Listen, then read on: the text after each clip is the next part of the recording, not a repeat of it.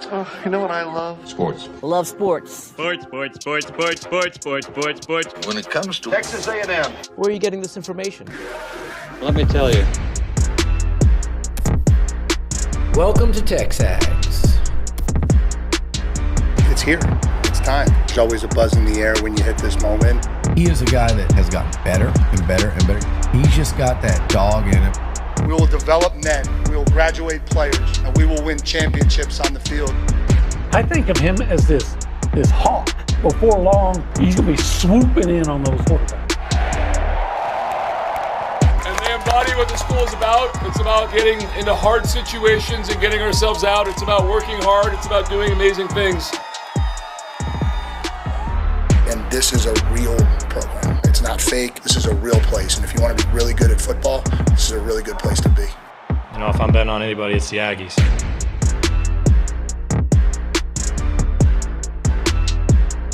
Hey, guess what? What? I was looking at the camera, but I'll talk to you. Tell me.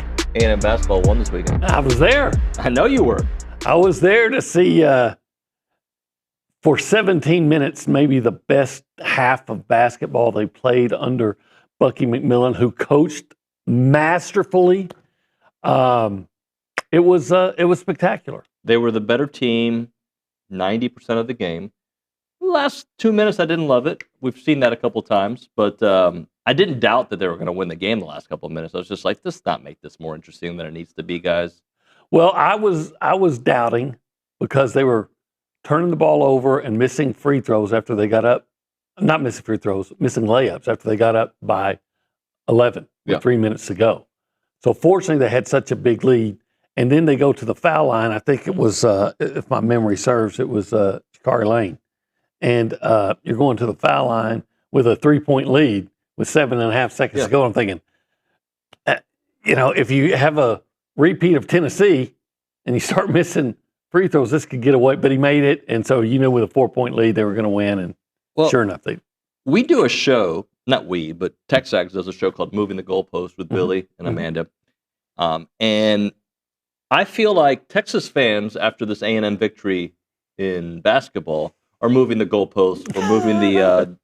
And the reason I say that is, I believe, and I'm sure there's video evidence to the contrary, but I believe we were very complimentary of the football team when they, not complimentary as in like, hey, way to go, guys, but like they beat A&M's butt that day. Yeah. Okay, and we said that A&M basketball beat Texas's butt.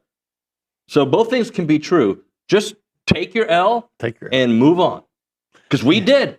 We had an undefeated team in football. We took the L. We were mad about it for our team, but we gave props where props were due. Yes, that's right, Texas fans. Don't be the Longhorns. Take your L and be the Longhorns. Yeah, well... y'all were the Wronghorns in the second half, though. Well, look, that's a good team. They can score multiple ways. They got a good coach. A&M deserves a lot of credit for out-coaching, out-playing, the scheme, everything about it. It was fun to watch them play it. It's been fun to watch them this season. Because they have gotten better. They are fun to watch. Sometimes they can be frustrating, but basketball team isn't though, right? Because some more so than others. Well, because I think in today's era of basketball, we see a lot more shots that we thought were bad shots back in the day.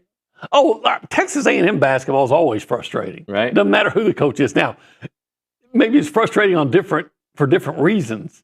And again, this A&M team, it's because sometimes you look like they're in control, and then they seem to make some bad decisions and let the other team get back in it, like they did against Texas.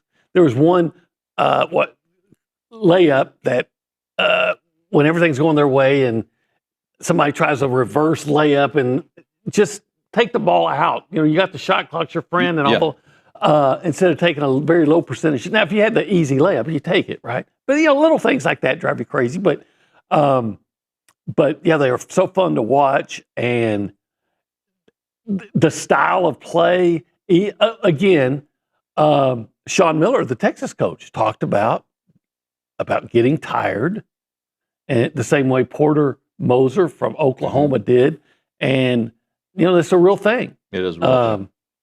The A&M's the strength of A&M's team is its depth. And so they're able to play at the way Bucky wants to play for so long that teams get tired. For being a small team, Yeah, very small. you don't think of them having the ability to win points in the paint, right? Yeah, Rashawn Agee is amazing. If he's not the SEC Player of the Week, there should be an investigation. Yeah, let's get a committees together. Actually, no, committees don't help out A&M. Anyway, they outscore them 34-22 in the paint. Yeah, it's crazy. This they got is a 7-footer. Vocatitis. Yeah, he's got that disease. A&M, Rashawn Agee, Bucky McMillan told us last week that they measured him with his shoes off. He's 6'5 1/4. Yeah. And he outplayed the 7-footer, who's not a bad player. He's a really good player, yeah. The 7-footer had 3 points in the second half. Yep. Rashawn Agee finishes with a double-double. Another double-double, his 8th double-double of the year. He's been so good. The other thing I wanted to point out, OB, I don't think I have it just here. I'm trying to find. There we go. I was looking for Tremont Marks, 13 points. He did have the buzzer beater at half. At half. Because that's what he does against A&M. Yeah, I know it. You're like, but hey, of course. I'll take a game with him having 13 points and a quiet second half. That's shutting Tremont Mark down for A&M. There was no doubt when he shot that was going in. I was like, oh, here we go. Well, as soon as he got the ball in his hands, you're like, oh, okay, here it comes. But if you want to talk about guys hitting big shots. Oh, are we going to go there? Rylan Griffin. 17 second half points. No wonder why Liucci named his dog after this guy. Man, 17 points in the second half. He had 10 points in the first 4 minutes. He hit a 3 and fouled, so a 4-point play and then 2 more 3-pointers. And somewhere in all that mix, a couple of times, I think Rashawn Agee had a 3-point play and a layup. So, A&M just dominated the first 4 minutes and never let the game get away. A year ago, first 4 minutes of the second half. I believe this exact weekend. I could be wrong, and Justin can look it up. But a year ago, this exact weekend, I believe A&M went to Texas and had that double-digit lead. Was it 20? 21. And lost. Yep. And I remember with Tremont Mark. Tremont Mark, yep. And I really believed in that team last year, by the way. I don't know if I believed they were like Final Four good. There was always a path, like, if you get the right matchups, but that's with any team. But I think that team hit its ceiling, right? Really good team with the right matchups. This team is getting better. And I don't know if that means making the NCAA tournament. It feels that they're on the I'm starting to think, I've been very, very skeptical. Yeah. And now I'm going from skeptical to open-minded, and go 2-0 this week, and I might say expecting, right? Yeah. So if you go 2-0 this week, you're at 6 wins. Yeah. You're knocking. But then you got the gauntlet. You're knocking like this. Yeah. Oh, nice job. There you go. Yeah, I wonder if you could hear that on the radio. Could you hear that? I don't know. I hope so. Anyway, but just to slow down for a moment, they're just fun to watch. Regardless, if I know there's people who it takes a little while longer to get into basketball mode. You got to get on the basketball mode right now. Right. I'm in basketball mode now. And I wasn't for a while. First of all, you were mourning from football season? I had to get over the hurt, and the hurt. I don't know if the hurt ebbs or intensifies. We've talked about this. I think it might intensify if Miami wins tonight. Yeah. I've been waiting since 39. I was 5 yards away, and oh my gosh, and they won it. But basketball, it was. You're definitely starting to see that the style is giving other teams problems. Yeah. And you have guys that have not ever played together until this season, and now they've got about 20 games together, and it's starting to, quote, come together. And too bad they don't have more of a inside presence right now. But Rashawn Agee is doing yeoman's work. And I hate saying, and I'm not even talking about Cameron. And I hate saying this, but I wonder how different it would be with Mbaka. Oh, well, would they be better? Like, I think so. Yes. He's another scorer. Yeah. He's an NBA player, right? Yes. So, but I hate thinking about it because they barely had him, Everything A&M's doing right now, I got to write this sometime, but makes no sense. You take on a team, a coach comes in from Samford, and not Stanford, Samford. And he has no players. All right, he has one guy that I can't remember if he was walk-on or not. One guy hung around. The other coach, previous coach, built this team, to where all for last year and then took whatever was left. So he comes in, and most of the portal guys have already gone. And then to have the success they have is remarkable anyway. But then to start doing what they're doing in SEC play, and now I think the last I looked, they were 42nd in the RPI, which, by the way, the previous coach left you in a position where you had to just scramble to fill a schedule. So he couldn't get the really good matchups. And to be in the position they're in right now, I'm ready to go ahead and build a statue to this Bucky guy. I think we slow down the statues.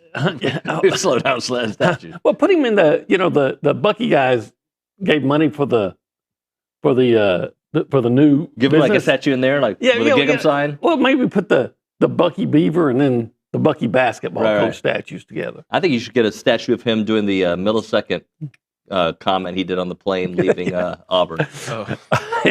He's done an amazing. Yeah. I think no matter what happens, as long as they don't go 0 and what would be 0 and 0 and 10? Oh, and 12? How many games do they have left? They're 4, so 13. As long as they don't go 0 and 13 from here on in, and then a first round exit from. I think you look at this, say they've already exceeded expectations. Yep, they have. They've been a lot of fun to watch. Shall we, for a moment in this opening segment, talk about the game tonight? Yeah. By the way, game. If you hear that, C.J. Stroud just threw another interception.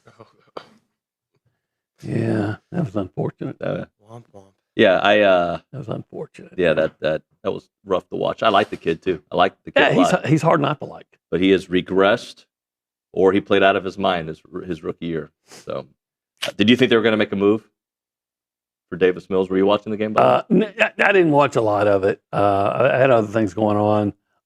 But I mean, I was keeping up with it, and then I was watching some of it, and because they made a move earlier this year, and it worked out. Well, because he got hurt. Well, I know. Yeah. But they they worked won out. with them. Yeah, it worked out a lot.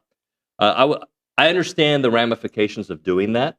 I get it. Like you make that move, what it sends to the locker room moving forward. I get it. But you're trying to win a Super Bowl. Yeah. And because if you win that game, you're going to the Super Bowl. The Patriots are going to the Super Bowl. I think, yeah. But I don't see Jarrett Stidham beating the Patriots. No, I don't either. But I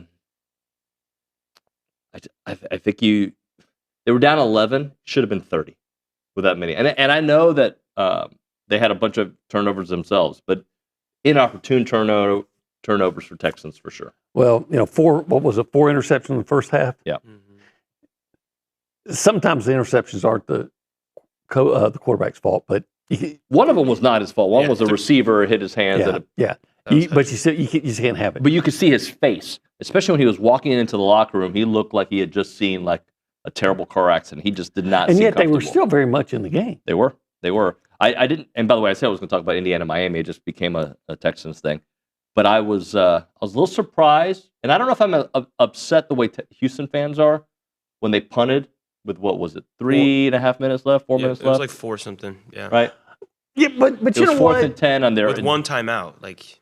Yeah, but I've got if I'm DeMeco Ryans, I'm thinking I've got maybe the best defense. I get the ball back one more time. They've been able to hold on. Yeah.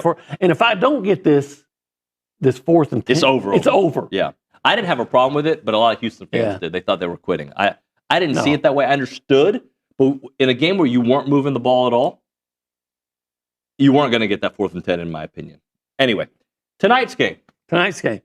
I think Indiana's going to win. Comfortably? No. Closer than 10? I think so. What do I know? Mm-hmm. But I do think Miami's defense, as we know, is legit. Yeah. And I don't see Indiana going out and scoring in the 40s in this game. In fact, I could see them. I think if they score a lot, it'll be low 30s, high 20s. You would take Miami over Oregon if Miami played Oregon, right? Yes. You would take Miami over Ohio State. Oregon, they beat them. Oregon moved the ball. Yeah.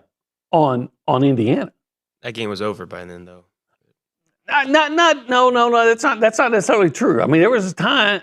It got crazy late, but Oregon was, moved the ball. Now, remember, Indiana got a pick six on the first play of the game. Yep. Oregon went right back down and scored. Yep. Oregon, I think Miami's better than Oregon. I think Indiana wins, and I want Indiana to win. Yeah. It's a great story, and a friend of my son's goes to Indiana. He's a nice kid. I'd like it for him, and all these things. I'd love to see the real underdog team that was considered among the worst in programs in college just 2 years ago. You know, how amazing would that be? We've seen that Miami defense up close, and quite frankly, I think the Indiana defense is good. I don't think it's great, and the way Mark Fletcher's running the ball, I do think that Miami's going to be able to move the ball some. But I still think Indiana. I think if it's close, I think there's going to be a Cuban tonight who's going to be celebrating like he's never celebrated before. Well, I just don't know which Cuban it's going to be. Well, it's not going to be me because I don't even know if I'll finish the game because my bedtime. Is it Mendoza or is it Cristobal? How do you say it? Cristobal. That or Cristobal. Yeah, that guy. Yeah. So I'm going to look into my crystal ball and see if it's Cristobal. If it's close, Miami may win it, buddy. Oh, I think it's going to be close. I do. Hey, this is TexAgs Live. It is TexAgs Live. It's brought to you by David Gardner Schulers. Yep.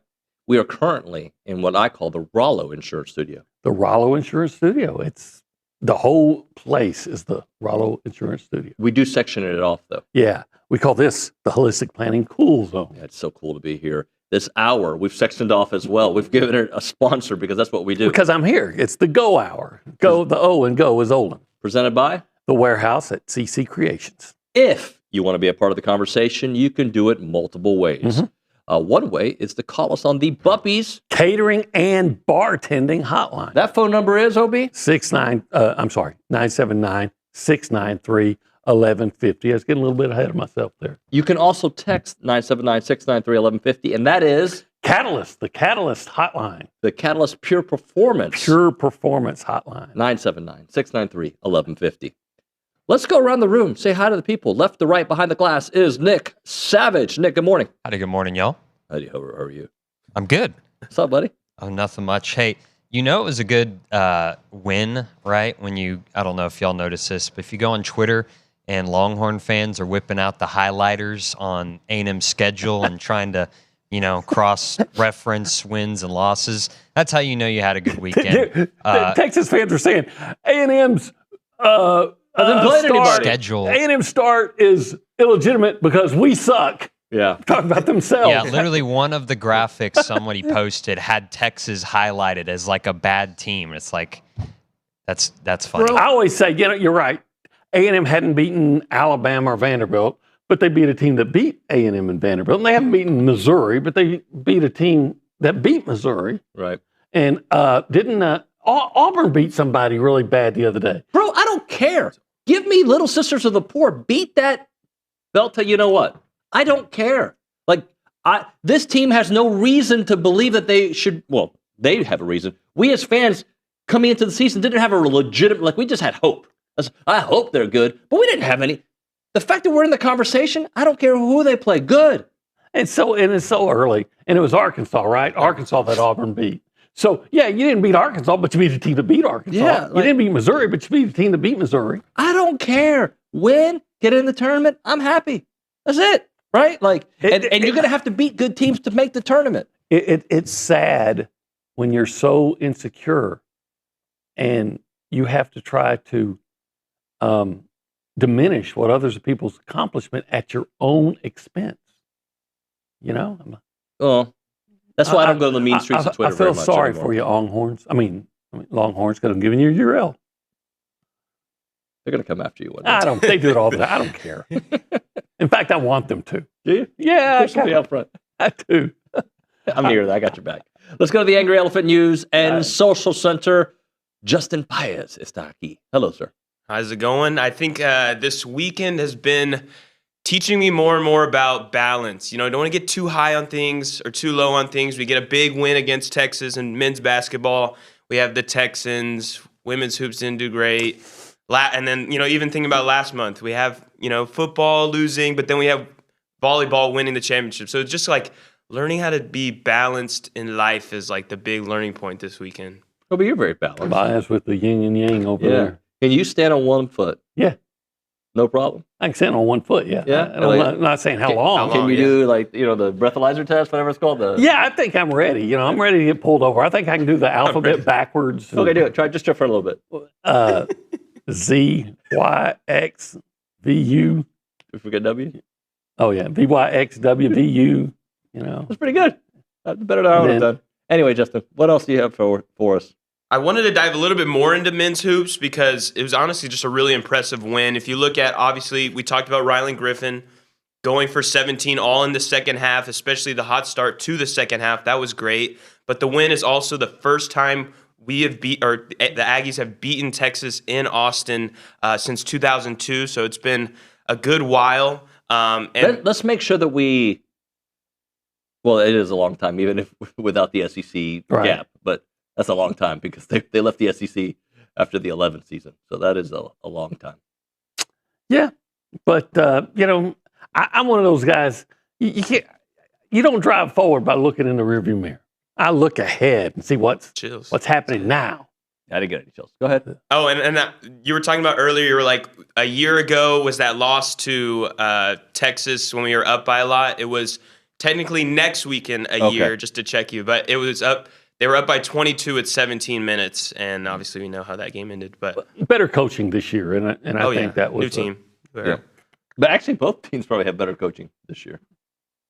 Yeah, so that even reinforces just what a great job Bucky did. Yeah, Bucky, the coaching really, if you're paying attention in that game, was just astounding. I mean, Bucky coached his ass off, and the way they were able to draw the 7-footer out from the paint and then attack the paint where he was and do it so consistently, great job. That line you just used, his ass off. Have you ever actually thought about where it came from? No. I'm just trying to figure out, like, where I use it too, but just like doing what does that mean? Because wouldn't you look pretty, you have your torso and your legs and nothing in between. Yeah, I mean, it wouldn't be balanced. Huh. But he did. Yeah. Hey, let's do this. Do you still have the highlight that I asked for, Nick, by any chance? Do you have that? Because before we talk about going to 1775, I think this dunk by Jamie Vincent deserves a little 1775 love. Look at that. That was nice. And, you know, a guy that transferred from Texas. And there were signs all over the place talking about him. So beautiful. We can have that on repeat the entire show and just talk over it. OB, he should go eat 1775. He should. And you know what? You know who else should go? Ron Griffin? No, I don't know. Well, yeah. I mean, he's earned it. Bucky McMillan? I'm thinking either Fernando Mendoza or Carson Beck. Remember how they used to have when you were leaving the game after like the Super Bowl and they'd say, "Hey, Peyton Manning, where are you going?" And he says, "I'm going to Disneyland right? Or Disney World." They ought to say, to get a real celebration, a real reward, they should say, Hey, Fernando Mendoza, where are you going? So I'm going to 1775 barbecue in College Station, Texas. It's just past Easterwood Airport, a couple of miles over to the left. If he did. If he said, and I'm going to go there and have the great Texas barbecue. Texas barbecue is the best in the world, and it's the best in Texas. You can go over there and get the succulent brisket and those amazing pork ribs and the jalapeno cheese sausage and the turkey. And the queso mac and cheese, you can get that at 1775. A champion deserves 1775. Championship barbecue. 1775 txbbq.com 979-492-6241. It's good.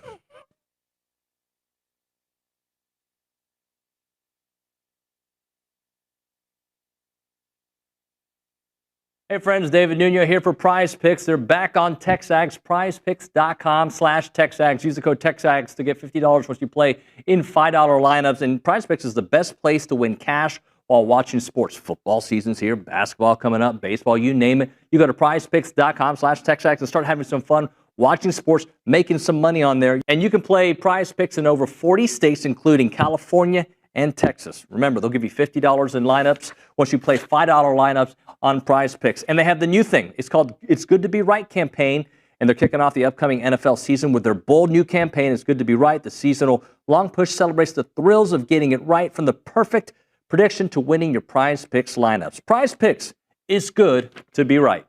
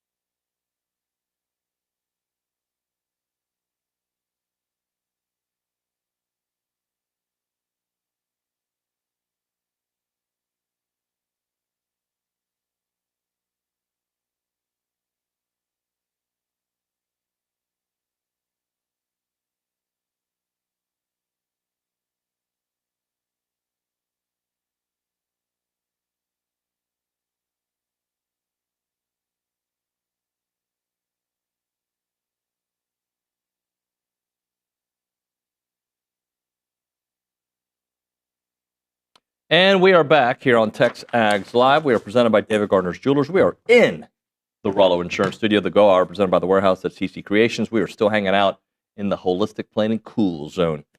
OB, are you ready to do a little turning point from the game? Yeah. In my mind, at least, it's 30 seconds into the second half. Yep. Well, When Rylan Griffin hits a three and gets fouled and gets a 4-point play, and that kind of launched, what was it, about a 14-4 run or something like that? I know that Aggies got up by 10 points, and after that run that was started with that 4-point play, Rylan Griffin was responsible for, I think, maybe it was 15-4, but Rylan Griffin was responsible for 10 points in the first 4 minutes. And I may be a little off on this, but I believe that Texas, until the last 3 minutes, got within 6 points 3 or 4 times, and A&M always had a response until that last 3 minutes when it almost got away from them. But yeah, the game turned on that 4-point play. In my mind. Yeah, that's basically what I have is, the second half from 1935 to about 1831. Rylan Griffin had 10 points in that stretch, hit those 2 threes, including the one he got fouled. I have here in that stretch a 9-2 run. Texas went 1 of 3.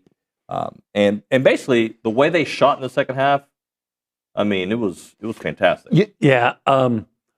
That first one that he made, and again, it became a 4-point play, obviously, changed the game. But I don't know that the most impressive of all was the one he made with 5:51, made it from the corner.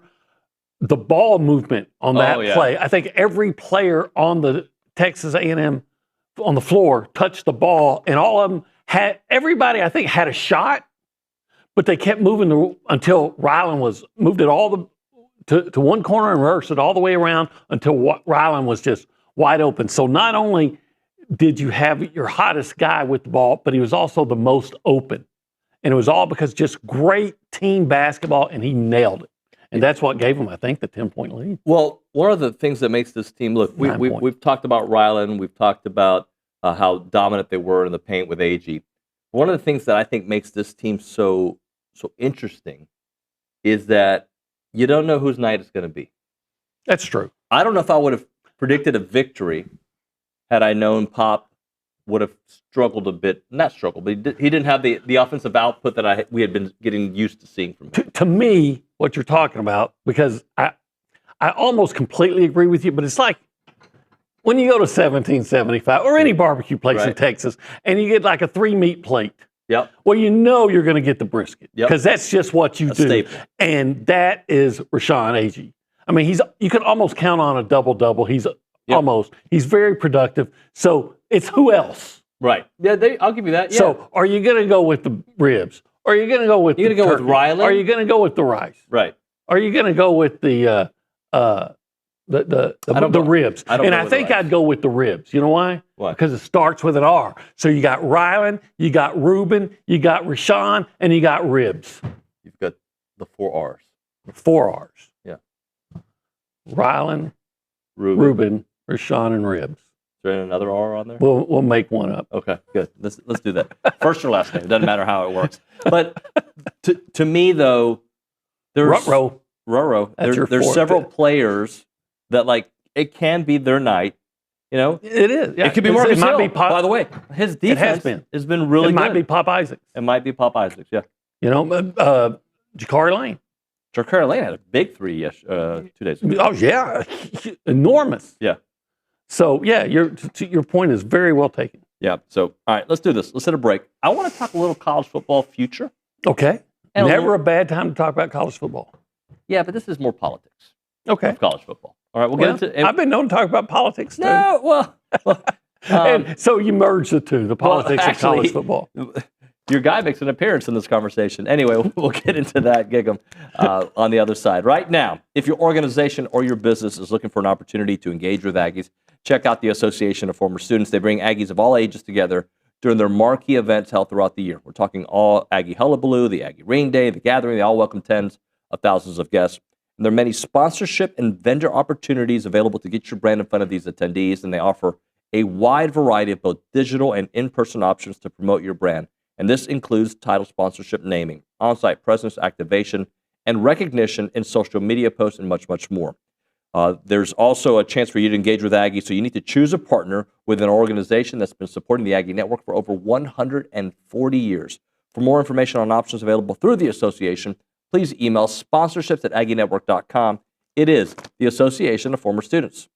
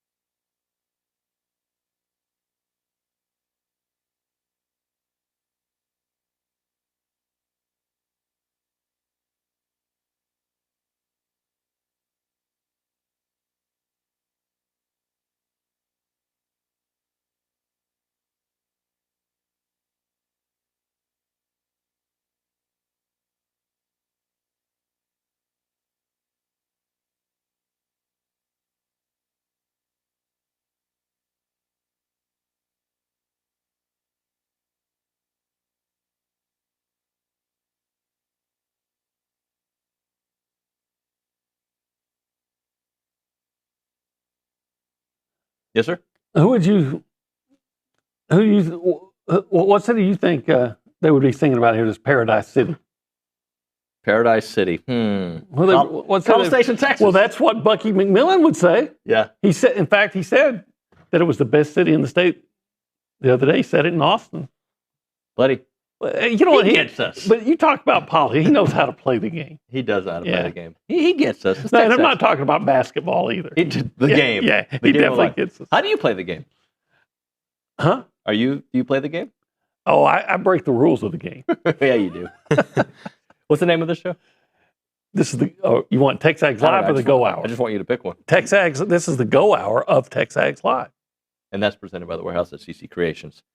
So have you seen that the Big Ten and the SEC are in a bit of a deadlock? Yeah. The Big Ten wants 24 teams. Yeah. The SEC wants 16 teams. The Big Ten on the field has been winning national championships recently. The SEC hasn't. There's a feeling that the SEC maybe has lost a little bit of muscle.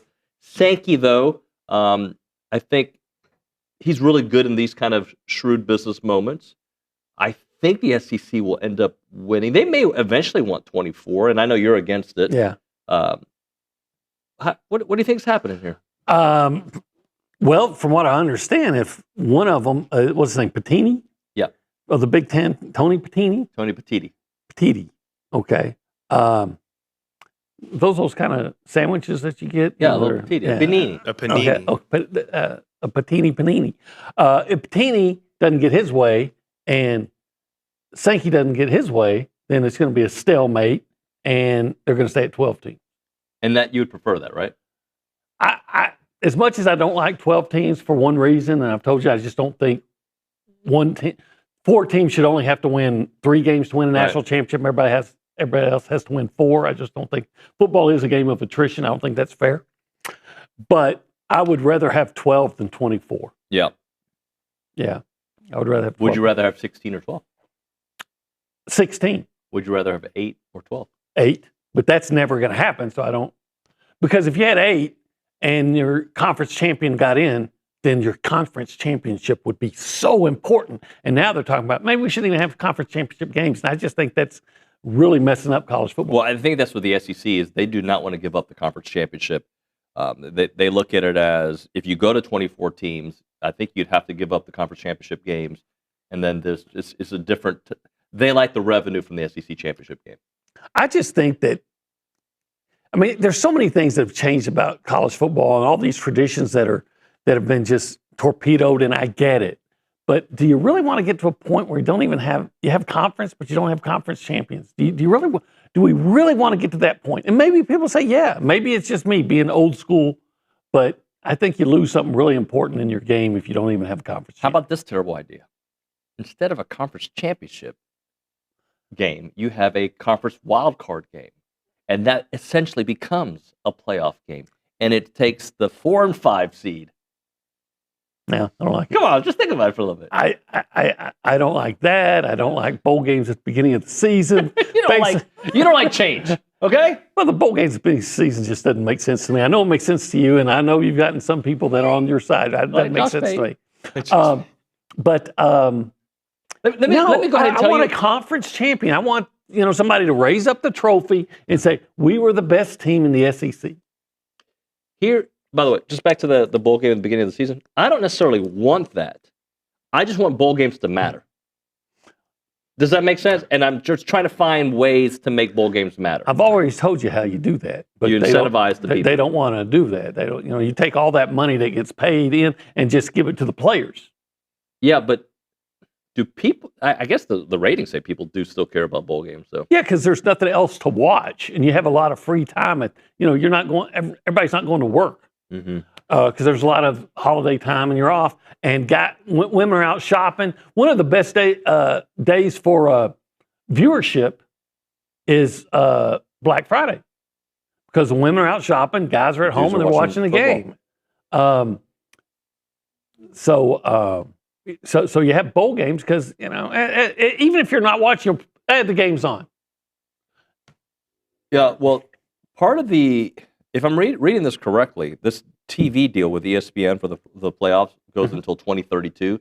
So we may be having every year or every other year these dumb negotiations. They just need to have not an alliance. They need to have somebody who governs college sports and not the NCAA. Yeah. In fact, they should just do away with the NCAA. Again, we're in this problem because of the NCAA, because of Mark Emmert, who for 10 or 15 years got $3 million a year to do absolutely nothing and not address, what was going on. They could have started paying players 10 years ago, and the players would have jumped on it. They wouldn't be paying them near what they're paying now, and you'd have rules in place. But no, because the NCAA is a worthless organization. It is a money pit.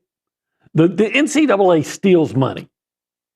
So what they need to do is they need to have a commissioner, and you can have different conferences, but they're all under you can say they're all under the NCAA now, but they're all under a new organization that actually has some hard, fast rules that they're going to stick to, and they're going to have all the officials are going to work for one entity. Yep. You're not going to have Big 12 officials, SEC officials, and they're all going to be full time. So if they screw up, they're going to actually lose their jobs when they do stupid crap like they did at Oklahoma and Auburn. I know you're against change and experimentation. I know that, but for a moment, and I brought this one up before, just want to see if you've come around. Okay. You've heard of the Champions League.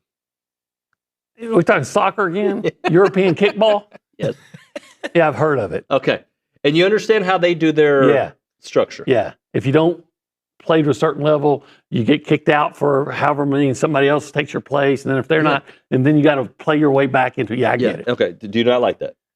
I like it for European kickball. Okay. And then the way they do it, and it's kind of similar to our playoff structure is now, is that, but there's a guarantee that from each league, okay, because you got you got an Italian league, you've got a Portuguese league, you've got the English league. They all get X amount of allotted teams that qualify for the postseason or for this tournament that is played during the year. So you get 4 teams. Isn't that what the SEC and the Big Ten are trying to do anyway? They want their X amount that are going to automatically be in? Yeah, but then these other smaller schools that are trying to get in, that's where the promotion and relegation plays a role in it. So what if, okay, and just, because this has actually happened about 10 or 15 years ago, maybe even more recently, Notre Dame got caught in one of those years where they went 4-8. Remember, Texas is back because they beat Notre Dame. And Notre Dame went 5-7 or something like that. So let's say Notre Dame has another 4-8 year. Mm-hmm. Are you going to kick Notre Dame out? I think you can have certain programs protected. Oh, so now see right there, you got to throw up the roadblocks. Mm-hmm. And say, no, not if so. Why should some teams be protected? If you're going to do this, I'm going to include Texas A&M in that protection as the fake commissioner of this soccer idea for college football. That's like laws, the whole rules for thee and not for me, mm-hmm. right? And I don't go with that. So, the way you're talking is, Indiana might not have been in the playoff last year because Indiana wouldn't have even been in the deal. Correct. So. Now, but this year they would have been because they would have qualified last year. But last year they wouldn't have got in. Yeah. Miami may not be in. Yeah. Sorry. So no, I'm not. A&M after 22 wouldn't have been in. I'm gonna veto it. All right. Certain conferences, your teams are safe. SEC, Big Ten. I would say the Big Four. Your teams are safe. It's these other teams in these lesser conferences that have to get in and out. Well, here's what they should do. And I've said this, before I had gray hair. But what they should do is the Big Ten, the SEC, the parts of the Big 12, parts of the ACC, Notre Dame, you're going to say, hey, you're going to have to get in a conference. And there's like 60 teams, and they break off. And they have their own division. Mm-hmm.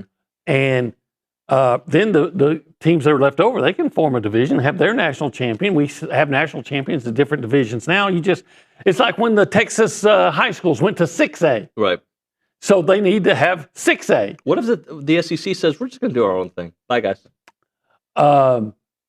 Eventually, somebody would come back to them. Yeah. And if the Big Ten and the SEC, they could get together and they could do whatever they wanted to if they could just agree.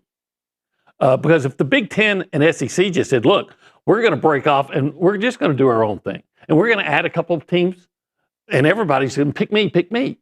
And then, the Oklahoma States of the world, they'd be on the, and throw whoever else you want, Louisiana, Lafayette, all those, BYU might be one they'd let in. But they're on the outside. They'd probably let in Texas Tech if they're going to spend billions. What I've always thought is you have to prove that you're making a consistent and realistic effort in your program to be great. Let's have a break here because we're kind of past it. Now, you got me going. I did get you going. I like when I do that. The family-owned agencies down in the TexAgs, Rollo Insurance Group is doing some amazing work helping small agencies keep up with the slow-motion corporate takeover of the industry. Tech and markets and education and succession planning are big challenges. What you should do is go to rolloinsurance.com/TexAgs. You can listen to Keith and you can listen to Jackson break it down in the studio not long ago. They can help you because at Rollo Insurance, Aggies are doing all kind of work to help out other Aggies. And when you are looking for your new insurance, check out Rollo Insurance because not only are they here in College Station, they're all over the state of Texas with 60 offices, but they take great care of you. They take great care of me. They're going to know your unique situation, and they'll know you and your family by name. Check them out at rolloinsurance.com/TexAgs. rolloinsurance.com/TexAgs. 888-44-ROLLO. That is 888-44-ROLLO.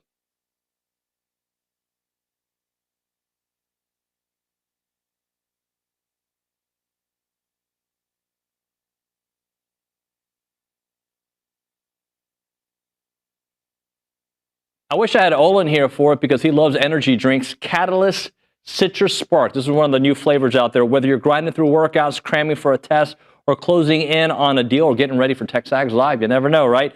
Fast becoming the go-to fuel for Aggies everywhere. Zero sugar. I'm all in for that. Or synthetic sweeteners, no artificial colors or flavors. Catalyst delivers clean, high-performance energy with smooth, crisp taste that is never syrupy, designed for both health and hustle. You want to get going? You use this Catalyst right here. It's about pure energy and pure results. And what sets them apart? Packed with premium nootropics blended to boost focus, clarity, and mental stamina. I need this. I'm in, guys. I'm in. Plus, with plant-based caffeine, vitamin B12, B6, Catalyst supports metabolism and energy production, making it more than a drink. It's your lifestyle training partner. Built for competitors on the field, Catalyst fuels strength, focus, and pure results. Buy now at drinkcatalyst.com. That is drinkcatalyst.com. Train harder, think sharper, pure results. It's Catalyst.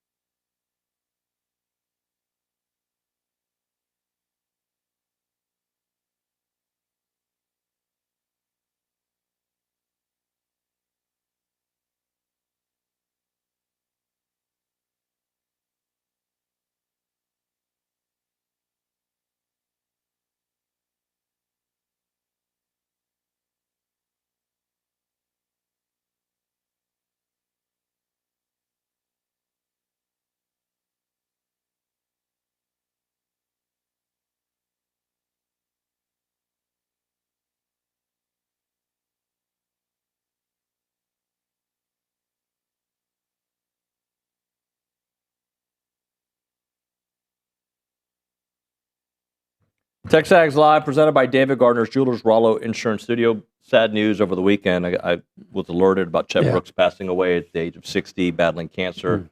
That guy coined the wrecking crew. Yeah. That That guy was actually my brother's neighbor in college. Is that right? And yeah, back in the day. I never met Chet. I've heard all kinds of great things about him over the years. Yeah, it's sad. I saw a lot of outpour for him on TexAgs and also on social media. But just a sad day, and thoughts and prayers are with Chet's family. OB, here in the last 2 minutes of the Go Hour. So you got Indiana winning a close one. Yeah, I do. I would say I'm looking for a score somewhere around 24 or maybe 27, 24, 27, 23, something like that. That's what I think. Okay. Now, I've been known, believe it or not, I've been known to be wrong before. So Yes, I am aware. For Miami to I win. told you that Miami-Ohio State game was going to be really close. Yeah, you did. And it was, but I thought it'd be close with Ohio State winning. Right. So who for Miami to win? Is it Fletcher? Got to dominate? Yeah, Fletcher's going to have to play well. Obviously, Beck. They have the weapons. Yep. Fletcher and Tony. But really, the defense, for them to win, the defense is going to have to keep that Indiana offense somewhat contained.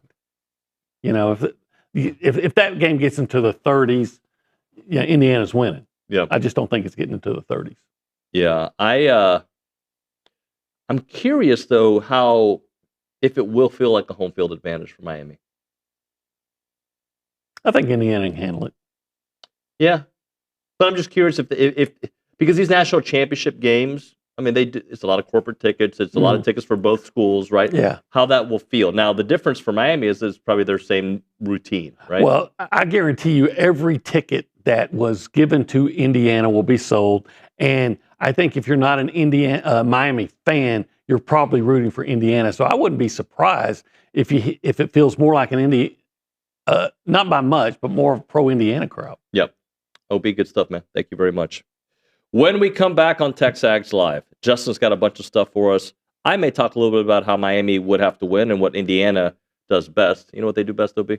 Well, they do best. They don't beat themselves. They do that. They don't beat themselves. Miami can. Yeah. We'll get into that next on TexAgs Live.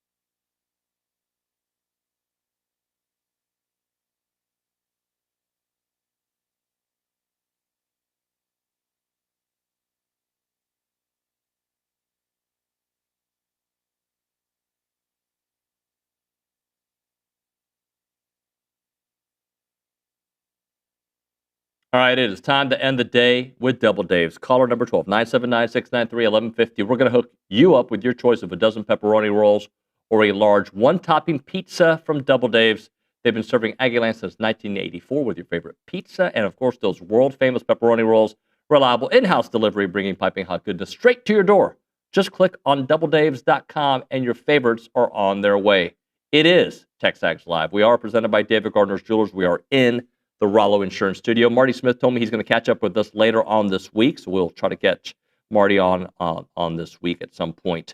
For the remainder of the show, though, we're going to have Mark French join us here in about 15 minutes. Roy Philpott, who was on the call for the A&M Texas game, will join us. He's from ESPN. Will join us at around 9:35. 10 o'clock hour, we'll have Billy and we'll have Bucky. So it'll be a loaded show for the remainder of the program. Let's go to the Angry Elephant News and Social Center. Justin, what do you have for us, young man?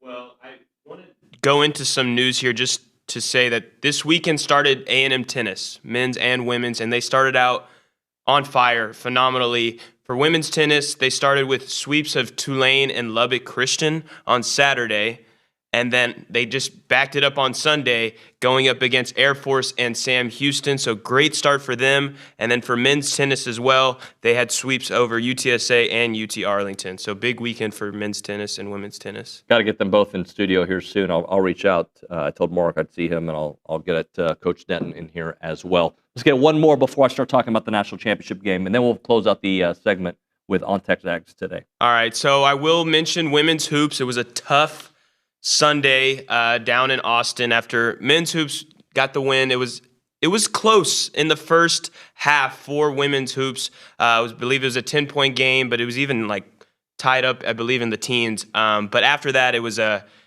collapse of sorts. So we're hoping women's hoops gets back on track this week after the was it a 45-point loss? So tough one for them, but hoping for better coming up soon. All right, so I teased it a little bit earlier. How does Miami win this game against Indiana tonight? We've already discussed what it means for Aggie fans, right? Like I think you're on the. It'll make me feel better. Oh, it would. It's my little, my little pillow when I was a kid. It makes me feel good that Miami won. It doesn't make me feel anything. All right, Miami won's cool. But I want to discuss a couple of the talking points about this game of how Miami would win and how Indiana would win. Right? There's a couple different angles to it, but. To me, the key player in this is going to be Mark Fletcher, what Mark Fletcher does for the University of Miami. He's rushed for over 150 yards in every playoff game. And if he's able to do that against Indiana, who, again, does not beat themselves, right? Indiana doesn't make mistakes. Miami makes a lot of mistakes. They have a lot of penalties. I mean, they were penalized more than A&M was, except here at Kyle Field, right? And it's funny how they were. I think they actually have the same amount. But it is a line of scrimmage game. Indiana's got a really good line of scrimmage. I don't believe they have the Miami line of scrimmage, and it comes down to the trenches. But if Fernando Mendoza continues to do what he's done, not only in this season, I think he's elevated his game in the playoffs. He's been surgical on third downs, especially what he did against Oregon. He was 11 of 14 on third down against Oregon. And then you got the whole Carson Beck angle. Carson Beck he's got to do what he's done against teams this playoff. What he did against A&M was he basically didn't beat himself. Right. He's got to be a game manager because if he puts the game in his hands, I think they lose. In fact, in the Ole Miss game, yeah, he did win that game on that final play, but it was for the most part, it was him not making a lot of mistakes. So I think, the playoff thing is if Fernando keeps playing at the level he's played at, and there's no reason to believe he won't.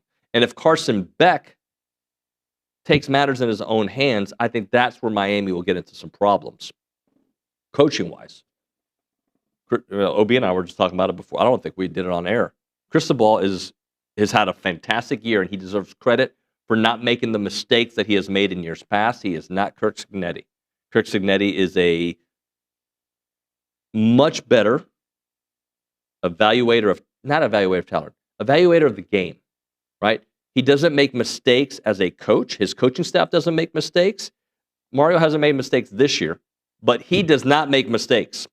You've got Corey Hetherman, who previously coached under Cignetti, by the way. So I think that is an interesting angle in this game, a little chess match potential in it.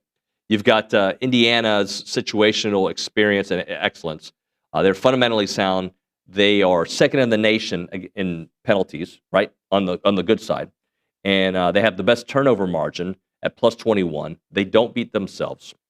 Miami is playing at Hard Rock. I don't think it's going to be a home field advantage in the traditional sense.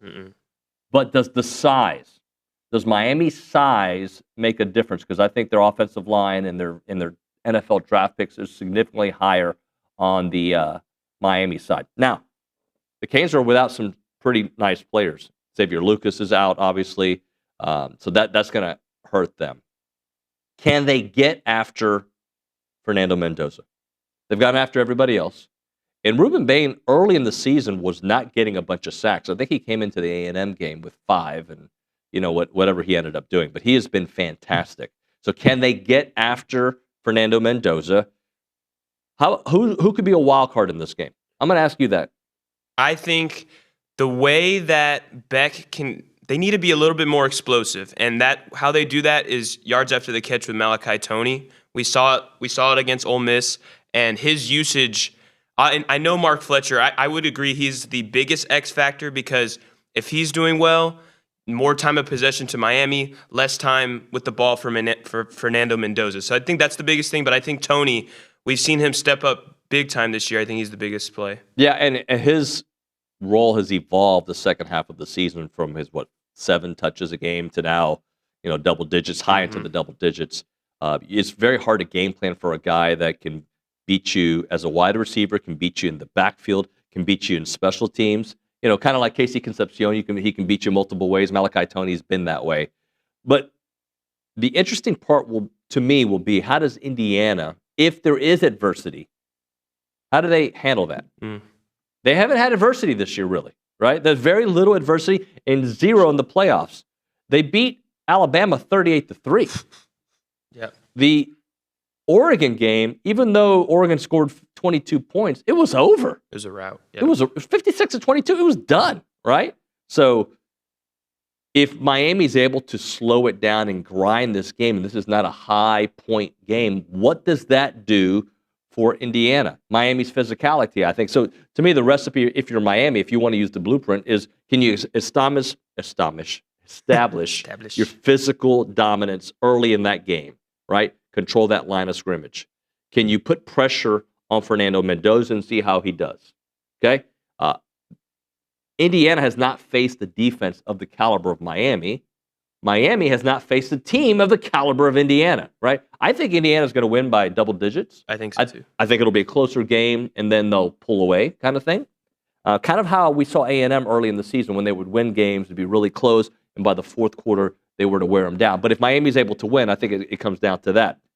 Can Indiana exploit Miami's secondary weakness with some of the guys that are out? And is Carson Beck going to be flawless? He's been really good in this postseason. He's got a lot of.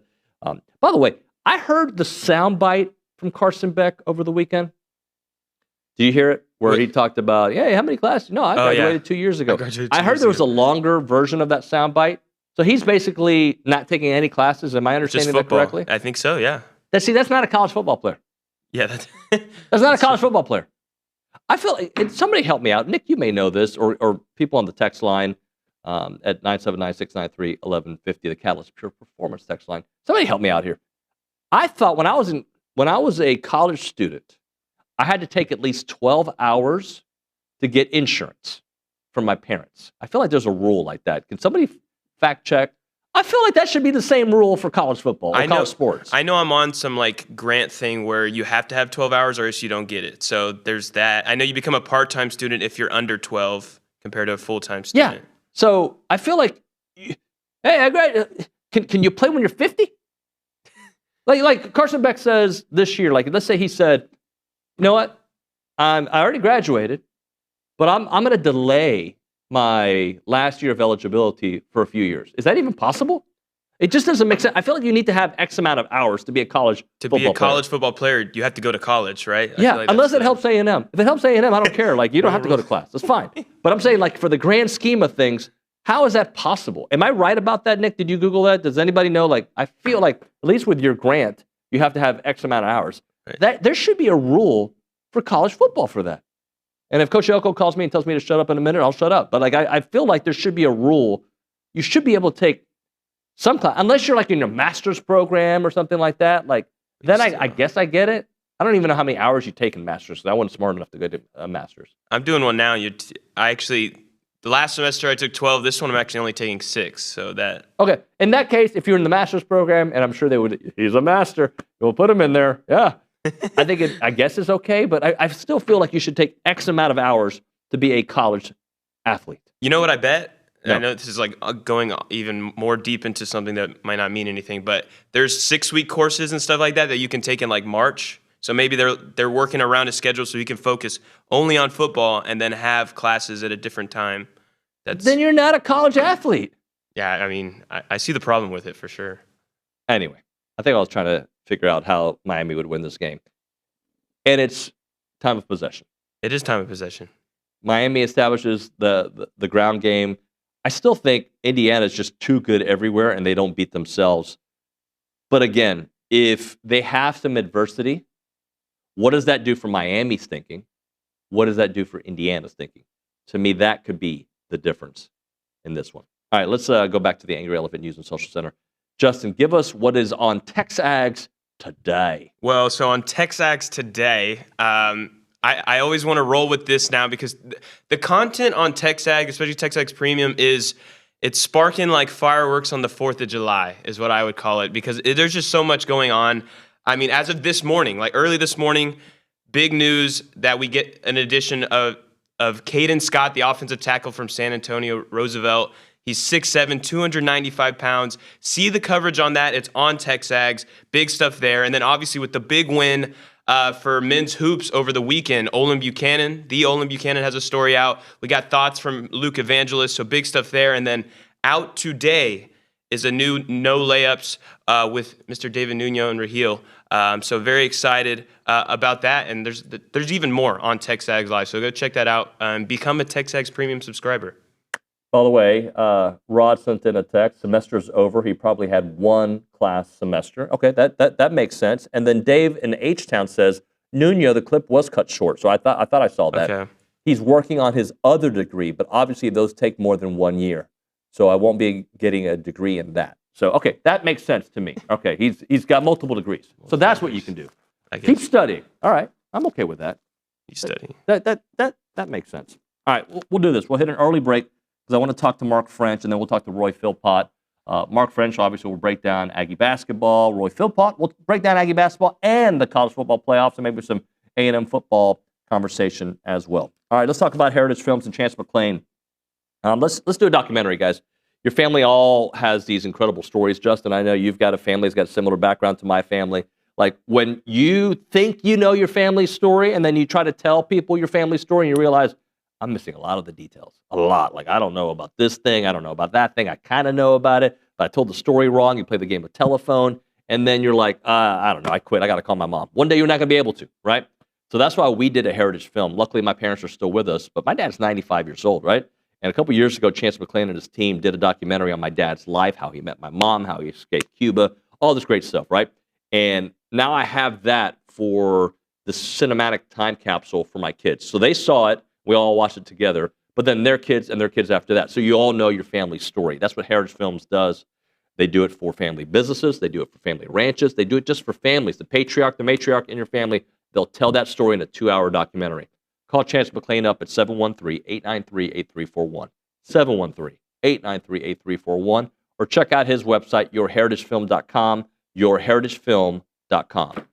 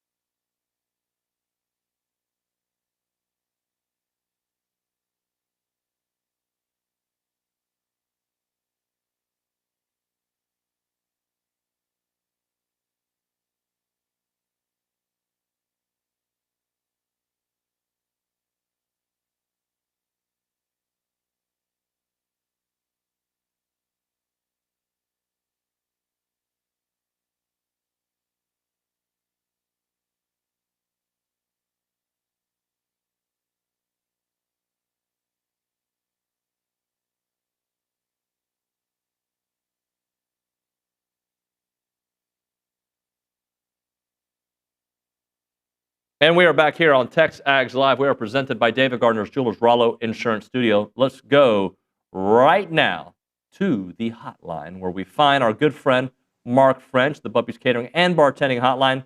Nice hoodie/jacket hoodie. What is that, like a team given one? I like it, Mark.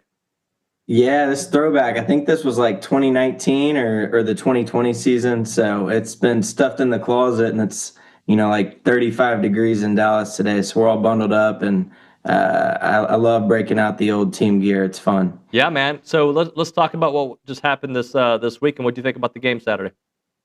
It was awesome. I've actually watched it twice. So I was very pleased, and to go in there after how the Tennessee game ended, it'd be real easy to kind of let some momentum take you in the wrong direction, and to just come out and be in attack mode all game. And that's what was so pleasing to me was the guys just never flinched, man. Particularly Rylan in the second half, really all the guys. But it just felt like we took the fight to them all game, right? And that's a really good feeling. I'll live with that, win or lose.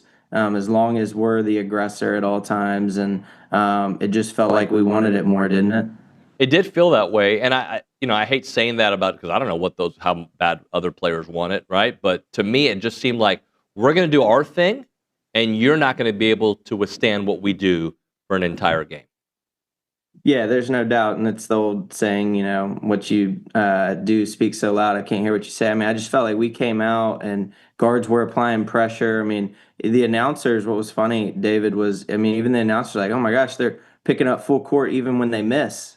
And I thought that was, I just kind of chuckled at that, because it's like, yeah, that's what we do, man. Like, we're going, all out for 40 minutes, or, in the case of Wednesday's game, longer than that. But just super pleased with, kind of the big three of Aggie, Griffin, Dominguez, how they played. And it's different guys each night, right? Like Jakari had a good game on Wednesday. And then, I think it's going to take a village. And I do think that we got to continue to focus on rebounding. But high level, I think the pace of play eliminates the need for just like perfection on the rebounding front. And I also think with M'Baku down, it allows us to, kind of mask that a little bit more than if we were a half-court team, obviously. And so huge win, though, to go into Texas, get that done, puts us in a really good spot with the conference standings.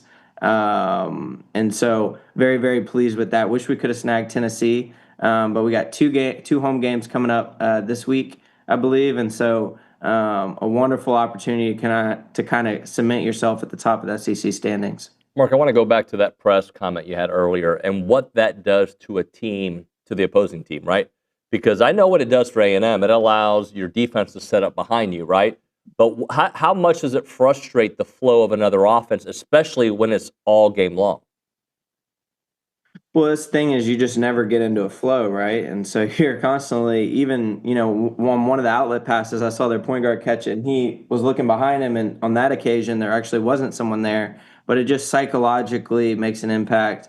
It's kind of like running the football for our football fan base. You just constantly do it, and eventually the dam breaks, and you impose your will on someone. And I felt like that's kind of what happened is, psychologically, we beat them up all game, and then when it came time to, close it out, we did that. And I was a little worried they hit that three going into half, and I was like, man, like, what are we gonna, what's this gonna look like coming out in the second half? A lot of times that's a momentum swinger, and boy, did Rylan Kennedy just shut that down. So really impressive to come out, particularly in the second half, but. First half was slow. I did think there were some maybe rivalry game jitters. But once we got flowing in the second half, felt really good about, our style of play. And, always look at, who's imposing their will in terms of style of play. They probably wanted to be a little bit slower. Not that they're a completely half-court team, but they certainly don't want to get up and down like we do. And I think that's an advantage we have in a lot of these games, David, is our default is, full court press, lots of threes, lots of assists, share the ball, trap. That's just like our baseline. And so for teams that are playing more of the traditional half court, kind of ideology, it's going to bode well for us because it's something that they're not seeing every day in practice, and they're not even playing against every game in conference play. Mark, I feel like sometimes when people talk about Bucky ball, they think of the chaos, right? But they don't think about how pretty the offense is. What we saw was some great screens, some backdoor cuts. We saw some amazing passing that find the open man across the perimeter. Like, if you can kind of describe what they do offensively without like the kamikaze part of it, right? Like, we understand the intensity, the speed, but there is kind of a beauty to the offense. No, I think it's the flow. Like, what's the phrase? Like, imagination is greater than knowledge. And I think a lot of what's going on is it's not Bucky sitting here predetermining, who needs to get the shot or, what we're trying to get into this possession. It's more about kind of mindset. And I think the mindset is we're going to have 8 to 10 guys playing, maybe more, and we're going to share the ball. And, I was looking at, the assist on Saturday, and really this whole year have been awesome to see. But we share the ball, man. We have 14 assists in Austin. I think that number was higher, was closer. It was 16 in Knoxville. Jakari had 9 of those. And so I think at a high level, it's just share the ball, man. And there was a couple where that Ryland 3, I think OB was talking about this in the Go Hour. I was listening in and out. But there was a swing situation where 2 or 3 guys could have, taken the shot, and it ends up in Ryland's hands. And I think when you stop thinking, like, that's when beautiful offenses, right? They're not constantly thinking. It's just in a free flow state. It's kind of like when you get into, you're doing deep work, David. You're planning for the quarter or whatever, planning your show out for the week, and you kind of get into that phase, and you're like, oh, it's been an hour, and I've got a lot done. It's kind of like that on a micro level when it comes to offense. When the guys are not thinking about it, they're in a deep work flow state. It's just naturally occurring, right? And that's when you're not thinking about it. And when you're not thinking about it, that's when you shoot the ball better. It's when you just let your instincts take over and your talent take over. And so that's what's so exciting to me is it's not like this is all being orchestrated, right? This is we put guardrails and a framework in place, and we let the organic nature of it take over. Does that make sense? Yeah, it does. Look, man, when I'm watching them go, I'm always trying to figure out, like, I know AG's going to give you his. And then it's kind of like, maybe it's going to be Pop, maybe it's going to be Ryland, maybe it's going to be Marcus, maybe it's going to be Ruben. So, and I don't know if that's a great thing, but I'm enjoying it as this team is finding its identity. Yeah, there's no doubt, and I think that's okay. I think there's enough talent on the roster, as we're seeing, right? Look at where we're at in conference play, and so there's enough talent there that on any given night, we're going to be okay. And I think. Again, the style of play masks a lot of imperfections, and so this pace is what's allowing guys that maybe if they were in a half court setting, wouldn't be as effective, but now they're playing in an open court setting, and it is effective, right? And so I think Rashawn has established himself as an all SEC guy. I think Ryland certainly is super high ceiling. I think Ruben's been a high floor with a lot of upside, of course. I think Jakari was really good at Tennessee. Him, Marcus, Pop, Josh. I mean, we have guard plays. The other one would be Deba. He had 2 really good kind of running layups, what we call like an Iverson finish, where he's kind of taking it and fading away from the basket. It's almost like a mini hook shot. He had 2 really pretty finishes at Texas. And so anyways, and then Vincent came in against Texas, played well. So, in limited minutes, but, we got to continue Clements, Vincent, some of these other guys, Deba, got to continue to develop them. But yeah, I think there's enough at the top, half of the roster we're going to be fine on scoring. To me, it's about, rebounding. I think it was 55-30 in Knoxville. That we can't be having that all the time. I'm fine with, hey, if we're minus 5 to 10 in the rebounding with the way we play, that's fine. That's all good, no worries.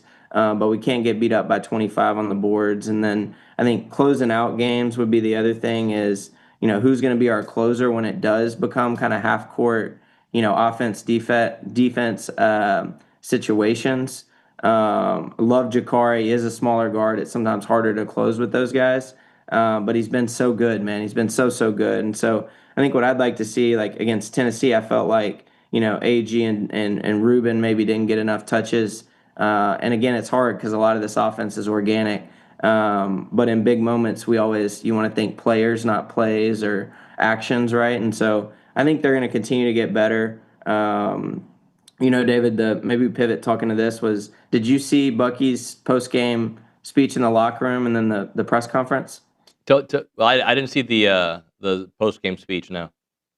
No, he was in there with the guys, and I think they put it out on social media, and someone sent it to me. I've been on a little bit of a social media hiatus, but now I'm like getting dragged in because everybody's sending me Aggie basketball stuff. But he was talking about, guys, we expected to do this. You walk out of here like champions, and the premise was everyone was talking about, oh, it's the first time in 20 plus years we've won in Austin, which is such a weak narrative, and I hope that the TexAgs message boards and whoever else will stop talking about it. It's such a weak narrative. It's like, all right, well, we didn't play them for however many years. And so I just hate that narrative. But Bucky was talking about it. And he said, I think they've won once here since whatever the date was. And he says, I told the guy he was texting, I said that changes tonight. I'm like, this team will do it. And I think, his mindset, his outlook on life is exactly what this program needed at this point in time. And he truly believes in what he is doing and is just really, really confident for a younger guy. And I just love what he said is like, guys, you walk out of here like you own the place because this is expected. This isn't some reason to celebrate like it's a special game. It's like, no, we roll into Austin, we take care of business, and let's keep going. We got State coming in on Wednesday night. So I just thought that was really high level of him.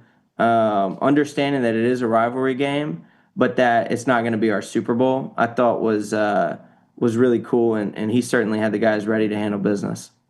Mark, what do you think about some of the free throw issues at the end of games? Could it also be, a thing becomes a thing when you think about it, and maybe that's part of it, but do you think maybe that frenetic pace that they're playing at, that also what A&M does to other teams, maybe a little bit happens to them, that they're a little tired towards the end? I don't know. I don't really buy into the tired thing, and I think Darby Rich would kill me if I said that was taking effect on our team. So no, I think what it is it's just guys getting back. Like if you're referring to Wednesday night's game, Pop's got to hit that the front end there versus Tennessee. That would have sealed the game, right? We'd have gone up 4. Game would have been over. But he's still getting back into it, guys. Like you can see it. You see flashes of it. The biggest thing is he's a mature presence at the guard position, and he's also, he's been in a lot of these big games, and so I think he has a little bit of a calming influence. And he's still a really, really talented player, and so certainly we got to make free throws. That's a given. Every team's going to talk about that. I don't think that it's correlated to the pace of play in which we have during the game. I think it's correlated to guys got to, one, get back from injury and get back up to playing speed and used to being back in the big moments. And then the other thing is just focus. Like at the end of the games, we got to just calm down, take a deep breath, and knock them in, because it's the difference between, a 10 seed in the tournament and a 6 seed. It's actually a pretty fine line. And so now that we're kind of, we're beginning to have those conversations, right? Which who would have thought? We got to focus a little bit more, and you got to figure out who your guys are going to be to make free throws too. And sometimes that's not your guards, but I think certainly Bucky would say he wants that to be Jakari, he wants that to be Pop, Marcus, Ruben, certainly. Rylan can knock down free throws when he focuses. So I think, it's a group effort, but yeah, it's something that, you got to do if you want to, have higher aspirations than just making the tournament as a 10 or 11 seed. Mark, last thing for you. It's okay to believe, right? Like this team's got 4. They've got a manageable week at home, and then it gets really hard. But it's still okay to believe, right? This team, I know that there's that narrative out there, they haven't beat anybody yet, whatever, the football thing that we heard too. But just keep stacking wins, right? Just keep stacking wins, and don't worry a darn about what anyone else thinks. Just like football, if you want to use that analogy, when we beat LSU in football, that was a ranked game in Death Valley. And so what people try to do is it's revisionist history. Oh, y'all went in and beat Auburn. At the time, I think Auburn was ranked and playing pretty good. If they weren't, still a quad 1 win. going in, certainly going to Tennessee, taking them to double overtime. Anytime you can do that on Rocky Top's impressive. Going and beat Texas. I mean, all I heard all week was, Texas had 2 great wins, and are they riding the ship headed to a 1 seed? I mean, my gosh, like I was so tired of hearing it. And we went in there and handled business at their place. So that's 2 great road wins. And I think let's what I'd like to see happen is let's take care of these 2 home games this week, and then I think the conversation's different a week from now when me and you are having this Zoom call. Is okay. Now what do we got to do? But yeah, it's certainly okay to believe. I think from a former player's perspective, and someone who cares very deeply about the program, what I'd really like to see, the students are all back. That place needs to be packed. And here's the thing: there's no more excuses for, oh, I don't like the style of play. Oh, it's a Wednesday night. First of all, it's an 8 p.m. tip. All the students should be there. Let's pack that thing out like Bucky and the boys deserve. And then let's regroup on Saturday. Let's tailgate in the morning and make it a big party and go beat Carolina. So really excited. Let's cheer these guys on. And it's an exciting brand of basketball. Go enjoy it. It's great. Mark, I appreciate it, man. Thanks so much, buddy. All right, guys. Y'all have a good day. See you. Mark French here on TexAgs Live. We'll hit a break. We'll come back. We'll talk to Roy Philpott, who was on the call. Looking forward to that next on TexAgs Live.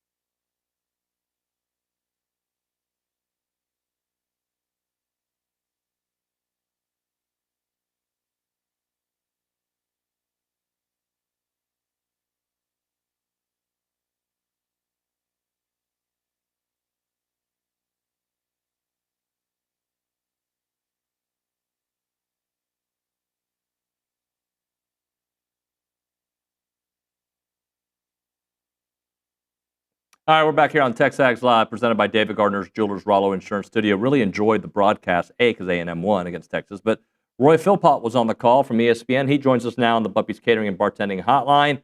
Roy, how are you, bud? Hello, Roy. Yeah, I got you. Sorry, hey, man. Didn't hear you there. Didn't hear the intro. Doing good. Appreciate you guys having me as always. Hey, man, thanks for doing the show. I was telling the audience I really enjoyed the broadcast team. I don't know how many times you've done Bucky Ball this year. Is that your first, or had you done a couple already?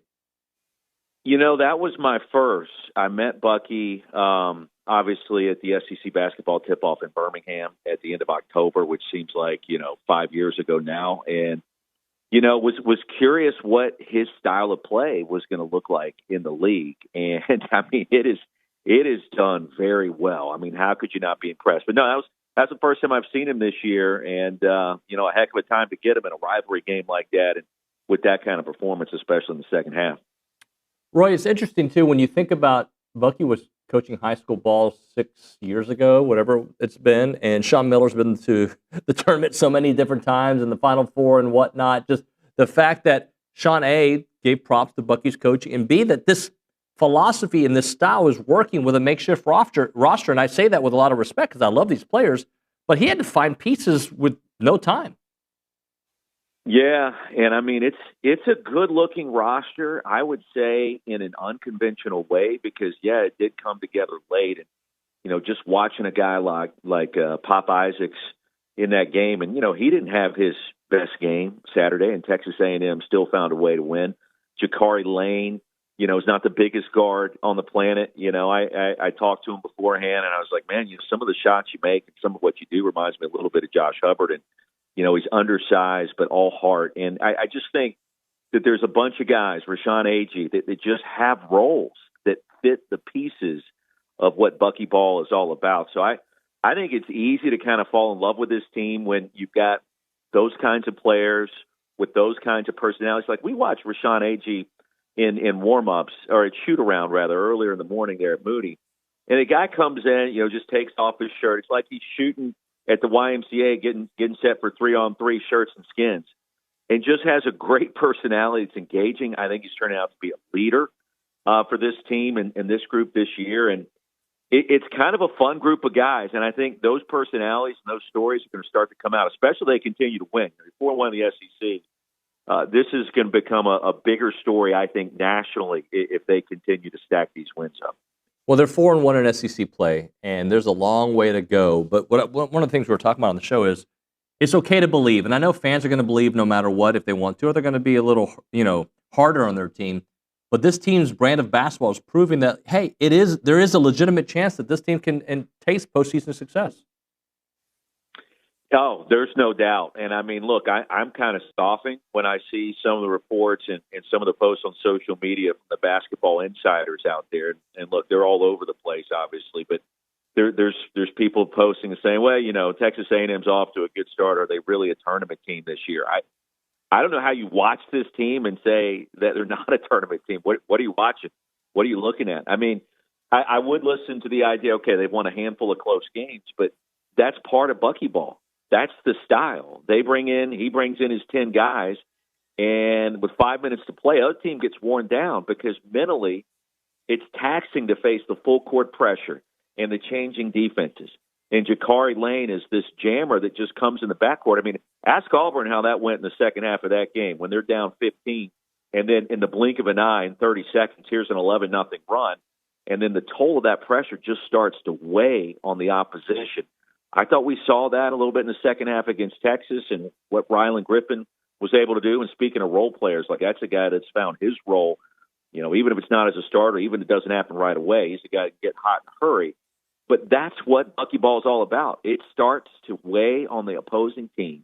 It starts to take its toll on the opposition. And with 5 minutes to go, if it's a close game, advantage A&M. I mean, I think that's what we've seen in these close victories so far in the SEC. Roy Philpott is with us here on the Bucky's Catering and Bartending Hotline. Let's turn our attention to football. Are you one that thinks this Miami-Indiana game is going to be tight, or are you one that Indiana's just going to keep on rolling, doing what they've done this whole playoff, this whole season? Yeah, we've talked about it. I feel like for 2 weeks on Sirius XM on the various shows I've hosted in the last 10 days or so, and I do think it's going to be close in the sense that I wouldn't be shocked at all, guys. We get to tonight; it's a one possession game, and then Indiana, I want to say, pulls away. I submitted my picks to my pick to ESPN.com a couple of days ago at 27-17 Indiana. I don't see Miami just having the execution in a game like this to win it, but they do have the defense with Reuben Bain Jr., Akeem Mesidor, Keontae Scott, remember, had the pick six against Ohio State and the table setter for that game. They do have the defense. They are good enough at the line of scrimmage, I think, to get this game in the second half. But I do like Indiana. It's hard to go against what we've seen. The teams that they've beaten, and, Fernando Mendoza, they just don't make mistakes. Like, when's the last time we've seen a team like this in football in the postseason that just executes at such a high level? There's no misstep. They're rarely penalized. Mendoza is he's on a heater. And, I mean, he's so accurate with the football. Miami's going to need something to happen, like that pick six against Ohio State, and just something like that to go down. And it's not impossible. Don't get me wrong. It's not impossible with the run that they've been on. But, man, it just seems hard to pick against IU right now. They're undefeated. And, listen, they win tonight. Guys are the first team to go 16-0 and do this since the mid-1890s. The 1890s. That doesn't even really compute right now. So, look, I'm anxious to watch it. I think it will be competitive. I think Indiana at some point will face adversity. But, man, I'm not picking against the Hoosiers after what we've seen so far with that team this year. Well, let me ask you about that. If Indiana faces adversity, how does that change them? Like, they seem like a team, well, they don't only seem, but they are a team that doesn't beat themselves, but they haven't had that kind of adversity yet. Well, they haven't in the playoff. I would go back to the end of the Penn State game and what we saw in the back of the end zone in that final drive. And you remember that drive starter, Indiana's down, less than 2 minutes to go, and they're facing third down and long, and Mendoza just comes in and like a surgeon with his precision right down the field. And, of course, we saw how it ended with a toe tap in the back of the end zone. So, look, at what we've seen so far from them, maybe even the fourth quarter against Iowa, people forget about that game. And that Iowa team, I had them in their bowl game. They were playing like a playoff team at the end of this season, in my opinion, the Hawkeyes. And so Indiana on the road, down in the fourth quarter, Mendoza gets hot again, and they end up winning that one 20-15. So they've seen adversity, just not in the playoff. My response is I think they'll handle it fine. And look, I think we all want to see it. Okay, it happened in the regular season, hasn't really happened in the playoff, and their beatdowns of Alabama and Oregon. Okay, but what does it look like on this stage in a national championship setting? I think Kurt Signetti has done his very best to downplay this game. It's just another game. He's trying to keep them hungry and humble. I think they've done that from what I've read and what I've heard down there in practices. But, yeah, let's put that on the line tonight. Miami does have the defense to do it, but I still think advantage Mendoza with the way that he's been playing. And they just seem unflappable when things get semi-interesting. And it's just where they're at right now mentally, I think. Roy, I'll close out with this. Just A&M football. We look back at the 11-2 season and have these mixed emotions of what a step for Coach Elko, what a hard finish for the program, the last 8 quarters of football. You can even go back to the South Carolina game where it kind of started to unravel. How do you look back at the A&M football season and then look ahead as well?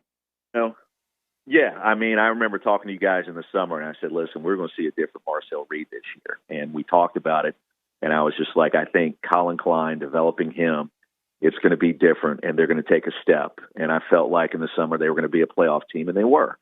And so the step that was taken was massive. To see a playoff game at Kyle Field was incredible. I would love to see what that game felt like if there wasn't 40-mile-an-hour winds, blowing across the playing surface and how that impacted the game. So that was kind of a wonky game, but you can't let that, serve as a bitter taste going into the offseason. It's motivation. They'll bounce back, and now you build on what you've done. And I think Elko is the perfect coach to do it. But to me, it wasn't that A&M was playing with house money this year. You made the playoff and you had a chance. And once you get to the dance, you got a chance. It was just kind of a wonky game in what happened against, the Hurricanes that day and what felt like a hurricane. So next step is for Marcel Reed to develop. and to continue to, progress in the passing game and for that offense to take the next step. And it's going to be different next year, right? And it's going to be different because there's a change at offensive coordinator. But I'm curious to see what it looks like. I'm excited to see what it looks like. And to me, the new baseline is what happened this year, right? The new baseline is we're getting to the playoff. We're competing for a national championship. We're competing for an SEC championship. And then let's see what it looks like, at the end of next season. But no, Mike Elko's the perfect coach there. He has already advanced the program beyond where previous coaches just couldn't do it. And I think he's doing it the right way. So now it's just, all right, let's take the next step and let's stack good season upon good season. Let's get to the playoff multiple years in a row. Look, I think that's all you can ask for, and I think Coach Elko is the perfect guy to do it. Roy, we appreciate it, man. Thanks so much for making a few minutes. Anytime, gentlemen. Thank you. See you, man. Roy Philpott here on TexAgs Live. We'll hit a break. We'll come back with a short final segment of the 9 o'clock hour before Billy joins us. When it comes to your money and your peace of mind, it starts with the right team, and that right team should be Aggie-owned Paragon Financial Advisors. They're an independent fiduciary serving clients all across Texas. No commissions, no sales pitches, just trusted advice tailored to you. And they have a team of 18 professionals, including 9 CFPs, a CFA, and a CPA. And their expertise runs deep there at Paragon because credentials matter, and so does your future. What you should do is visit paragon-adv.com or call them up at 979-693-3907 to schedule your free consultation today. It is Paragon Financial Advisors, integrity, expertise, and trust. Paragon Financial Advisors.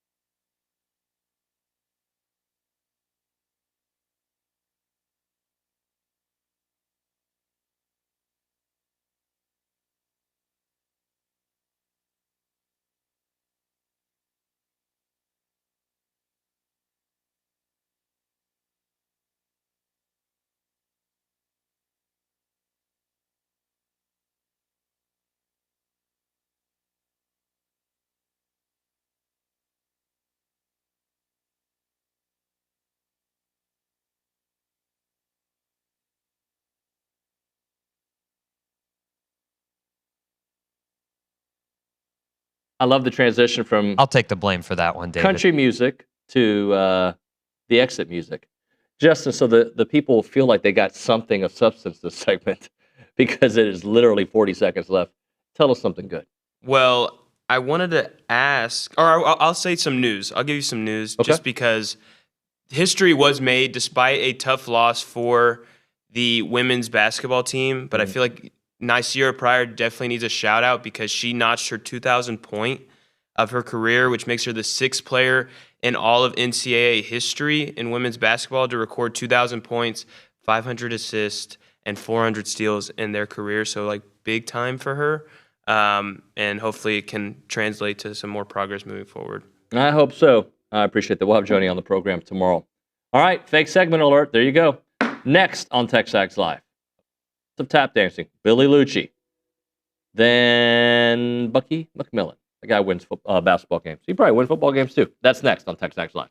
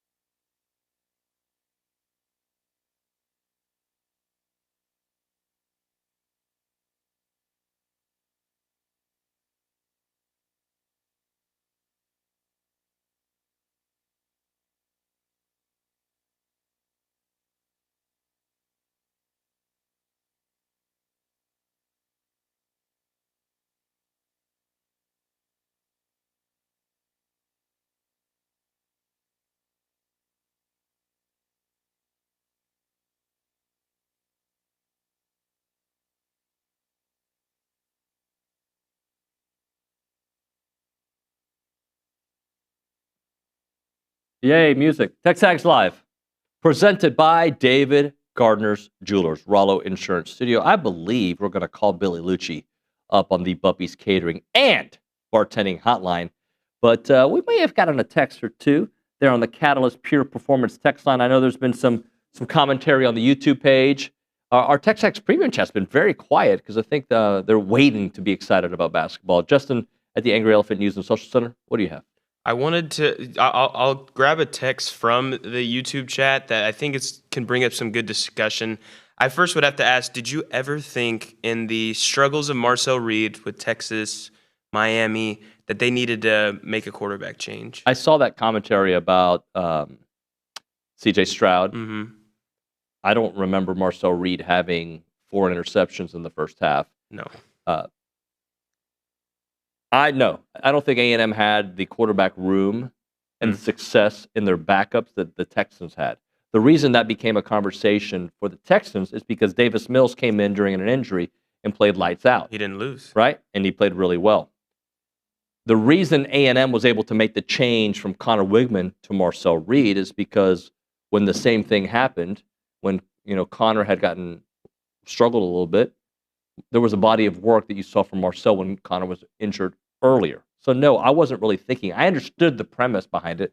Like, if you can say for one quarterback you're struggling, we should absolutely go to the next one. And Marcel's, unfortunately, a lot of his issues, turnovers, happen at inopportune times at the end of a game. So he had against Texas, had them driving, and he had some of those, he had the interceptions. So no, I understand the talking point. I don't think there's enough history behind Marcel that you would want him to do it. And then I also will say, I don't think those are fair comparisons as well, because Marcel had an excellent season. Right. And I think CJ had an okay season, right? He managed. He has not lived up to his rookie year. He hasn't. He's been chasing, what did Troy Aikman say? Or somebody said yesterday, he's been chasing that shadow for a couple years. Oh, Billy's here. I think I hear somebody yelling. So you don't make the same change, in my opinion. You just don't. So now, if you felt very comfortable, and by the way, you're not going to make that change in the fourth quarter. That's, you know what I'm saying? Right, yeah, you're already.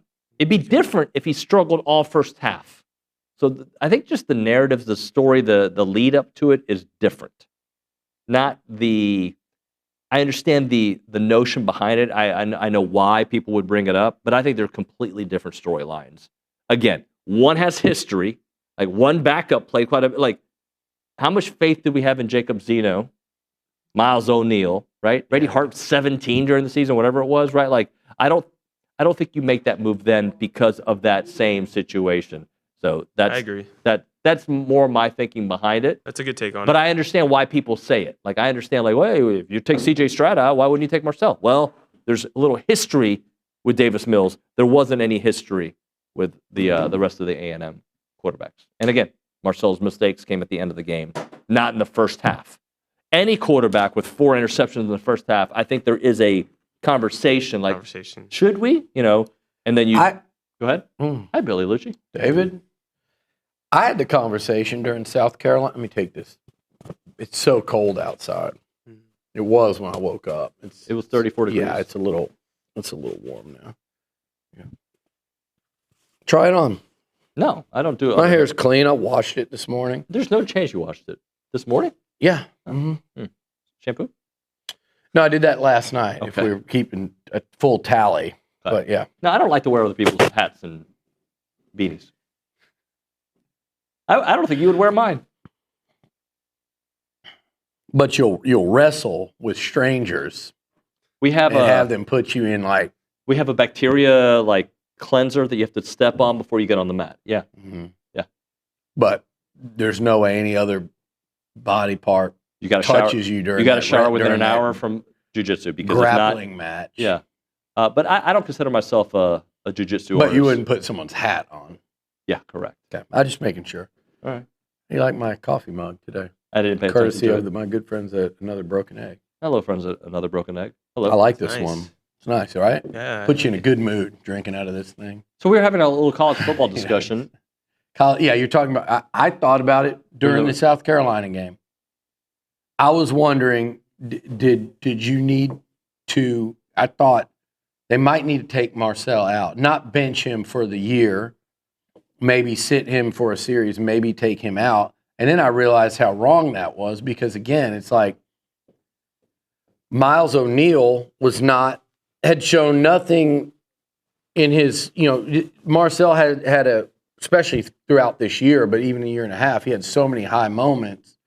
And he had so many times where he would play not as well during a stretch of a game and better or poorly and then great. Yep. Like you had that body of work.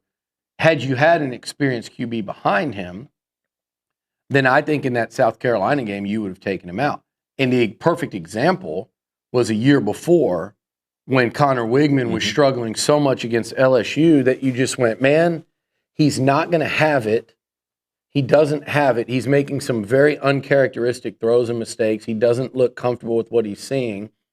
I'm going to put Marcel in because I have seen him do some things that make me think maybe this can give us the juice we need to try to make a comeback. There was history. You had seen it happen. We're only down 10, kind of like that game. Of course, had they done that against South Carolina, we never would have seen what we saw, which was still one of his finest stretches of football. So, but I thought about it. Because there were 3 turnovers in that half, and all 3 of them were bad ones, and you're going, man, it kind of like what Stroud looked like. But the difference is, last year, when Connor was going through it, A&M had Marcel Reed. This year, when Stroud was going through it, they had Davis Mills. And he played well. And he played really well, better than I thought. I thought the Texans season was over, like I think everybody did when Stroud got hurt. And then they actually, I felt like we're doing better with Davis. So they got real questions in Houston with that amazing defense. There's a Super Bowl window opened. I like Woody Marks. Chubb and Woody Marks. I think that's good enough at running back in that league. They need a better offensive line, though. That's the deal. I think the O-line, but you gotta figure out that quarterback thing, man. Yeah. I think the offense doesn't have to, you'd love it to be great. It doesn't have to be with how good that defense is. A couple things, though, for CJ. I don't think he's been good since he hasn't been elite. His rookie year was special, and then it fell. Yeah. But when your offensive line is bad, and by the way, they stripped it down from last year's that was bad, and I don't know if they upgraded, okay? You are missing your best wide receiver. You're missing your second go-to target, and your offensive line is not protecting you. Most quarterbacks are going to struggle in that situation. For sure. And one of the interceptions wasn't his fault. It went off the receiver's hands. Yeah.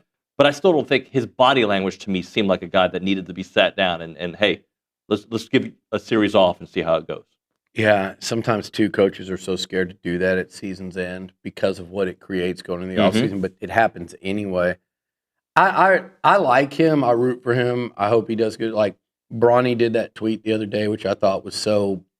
He just did it to troll. He either did it to troll Cowboys or he believes his own BS. And he has been accused of being that person before. But to say, like, Stroud has 3 playoff wins, Dak has 1, that's a troll post, and it's a good one. But I would have absolutely rather had Dak Prescott yesterday for all his flaws. And I'm a Texans more than I am a Cowboy. But, I mean, I am a Cowboy. We all know that. I mean, being the Westerner that I am and the outdoorsman, but a Dallas Cowboy. Yeah. For all Dak's shortcomings and failures and stuff, tell me you wouldn't, and I'm not saying even before that game, tell me you wouldn't have rather had Dak Prescott taking the field with that whole Texans team than C.J. Stroud. That was a very winnable game if you don't make the – but both teams made mistakes. I mean, quarterbacks this weekend in the NFL – it was wild to watch. You had 4 fumbles by Drake May, who's an MVP, one of the finalists, if there were such a thing. Yep. Drake May, I guess they do have finalists because they do those award shows at the end. You had Drake May.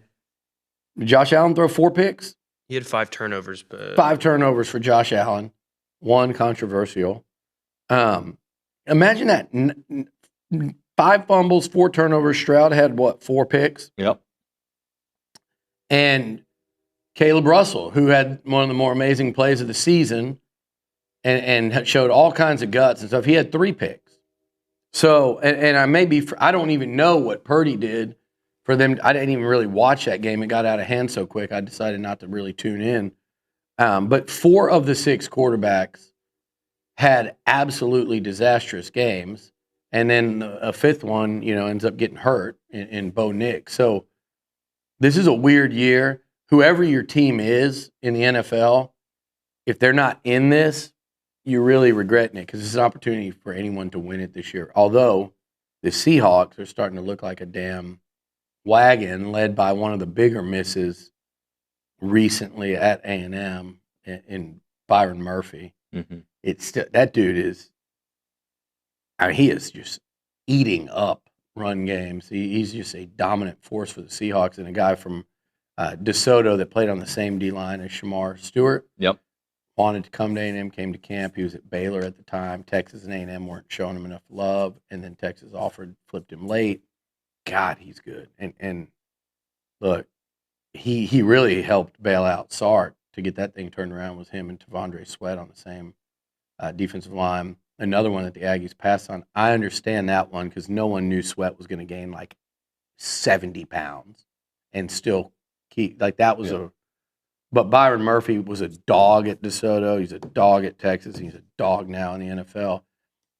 If you can have that guy, and I would love to see A&M get that guy, and I don't know on campus like who that is, that defensive tackle that just is a problem, is a nightmare. And they're obviously worth their weight in gold. And nowadays in the portal, they will get their weight's worth in gold if you're that good. So you got to go find them somewhere. But that dude and those type guys, when you get them, your teams tend to be really, really damn good. You want to talk a little national championship game? Yeah.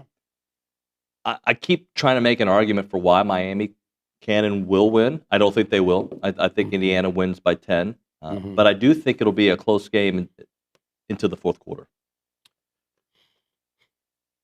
I think this is a very hard one to predict, and here's why. Indiana, you got to forget the fact that they're Indiana and forget what you think you know about Indiana because of what they did to Oregon twice. I mean, just one time just destroyed them. The other time went to their house and pretty well handled them. What they did to Ohio State and what they did to Alabama. They're playing the best football of anyone in the country. The most one-sided football. But then you have to go, was Alabama any good? Or are they just above average? We wanted team? that matchup for A&M. I did. I said that a million times. I would have rather played Alabama than OU and certainly than Miami and Notre Dame. I said it and I meant it. I watched a lot of Alabama. They were just not that good. They didn't scare you.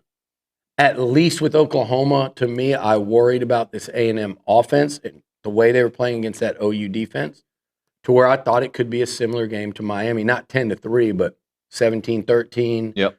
That's not A&M's type of game, and I think OU could have pulled them into that. So, toss up. Alabama was the team of those 4 I wanted to see A&M play.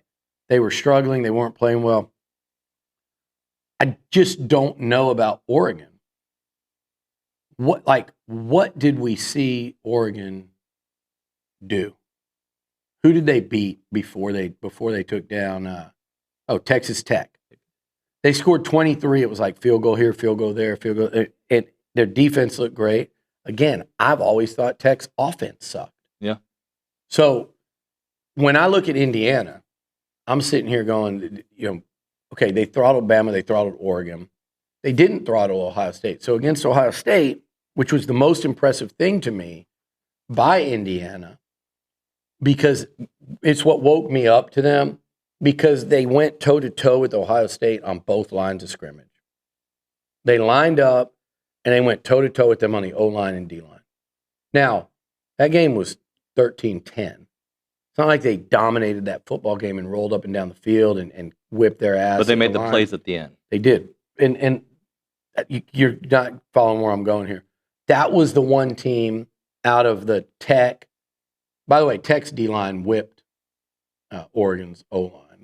But out of Tech, Oregon, Alabama, and Ohio State, the one game that they didn't play Tech. I keep saying Tech.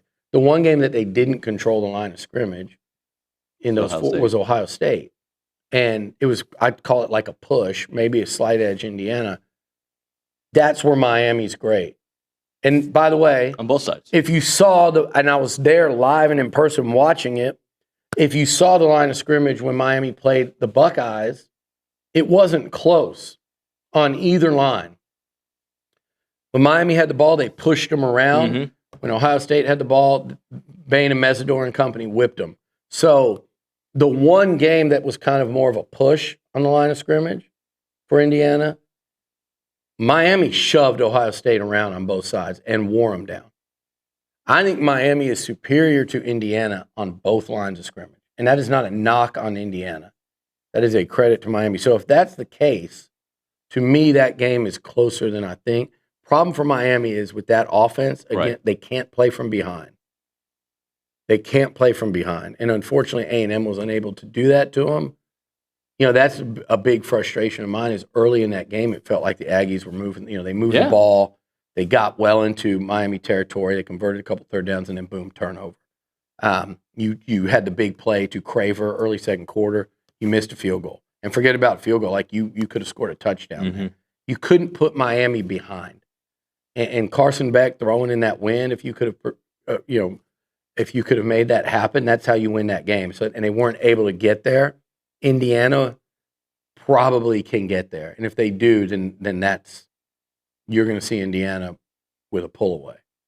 But man, I'm just telling you, if Miami wins both lines of scrimmage and they get after Mendoza and they gang tackle and stuff, I do think this will be a fun, really close game. I'm with you at the finish line. I want to see Miami win it, just for my crew down there. But I think Indiana wins a close one, though. I think this will be a really good game. I'd be pretty surprised if Indiana just went out there and mowed them over because, again, I mentioned both lines of scrimmage, but you look at how Fletcher's playing. You look at their defense. I could see a world where they could really slow down Fletcher, where they just load up. And look, Fletcher ran for what, 175 against A&M? If he ran for 125, Miami scores 3 points in that football game. He had the 50-yard run, 56-yard run there at the end.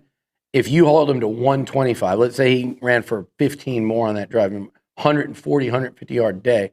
If he doesn't pop that 50-yard run, and that's part of the 120, it wears you down. But my point is, had they made that tackle for a 4-yard gain, which they should have, is it just linebackers both went in the wrong gap, your DB gets himself blocked. Like if you 4, 5, 6-yard gain there, he's got a 130-yard day and they score 3 points. You can bend but don't break with them because their passing game has been really slowed down by teams. I think if they threw better against Ole Miss, Carson Beck did. But I think I think they could load up on Fletcher, take him out of it a little, but only if they're scoring. I think this is going to be more of a defensive football game. I don't want to underestimate Miami's defense because, damn, man, they held A&M to 3. They held Ohio State to 14, had them shut out, in the a first half shutout against the Buckeyes.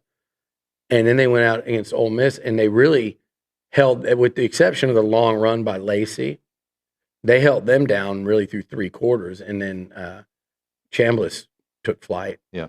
And he's been playing special. But this Miami defense has been really damn good. And in that Ole Miss game, a lot of their DBs had to leave that game hurt, too. That's part of that fourth quarter. I think a close game. I think Indiana wins it. I don't know, score like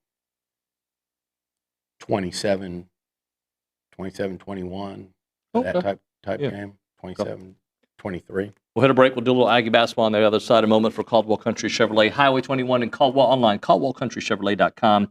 If you're ready to take your operation to the next level and you have a business and you're looking for a fleet of vehicles, check out Caldwell Country Chevrolet because they've expanded their selection of commercial vehicles and you're going to love what they have there. They've got the muscle to help You build on your business demands, and they're a designated business elite dealer, which means they understand what it takes to keep your company moving forward. Every commercial vehicle and every vehicle comes with that legendary free oil change for life as long as you own that vehicle from Caldwell Country Chevrolet.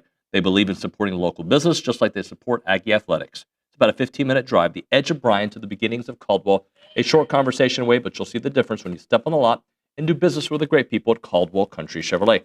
Highway 21 in Caldwell. CaldwellCountryChevrolet.com.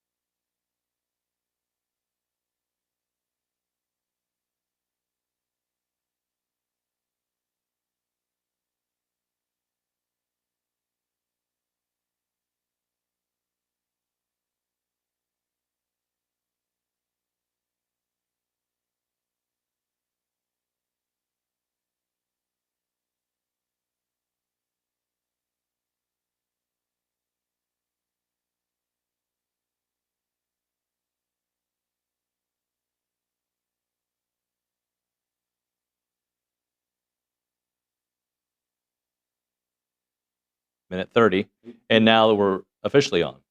So we weren't on. We were on, but we just waited for you to come to the studio. I saw the commercial going. Hence, Yeah, but the song was playing.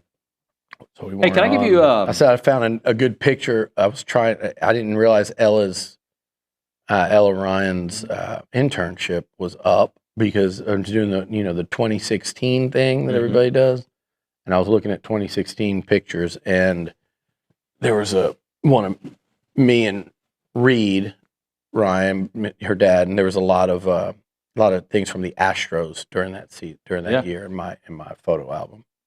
Fun times. I was going to give you credit on something. Huh. I didn't look. I didn't go listen. I'm just going to take your word for it.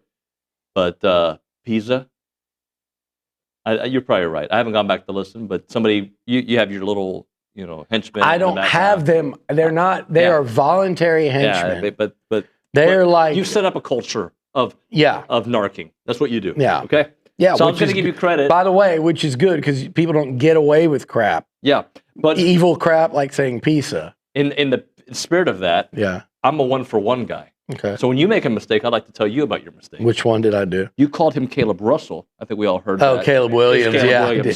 So I'm just even Steven like a Seinfeld episode. I mean, feel free to correct me on blatant things like that. I didn't want to interrupt. You had a good flow. I appreciate that because I do that too. But I have a line. Like, if I hear something that's wrong and someone's got a good flow, I am a big believer that you don't interrupt them. And it's more, as you know, you don't do this, but Zane does this. I think maybe Gabe used to do it. Like anybody that can't, like there's something in them that they can't let it go. Like, dude, okay, I was wrong by 6 yards. Like, let it go. If I say the guy completed 31 passes and completed 32, just let the conversation go. I would say, to me, future reference, in the case of a wrong name, we can go correction there. And I'm telling you, do you know who Caleb Russell is? Basketball player? No. Who's Caleb Russell? Might be. Okay. But he's a former A&M walk-on that also played a little bit. I know he's been on TexAgs radio in his post-playing days. That's why, and I've done that.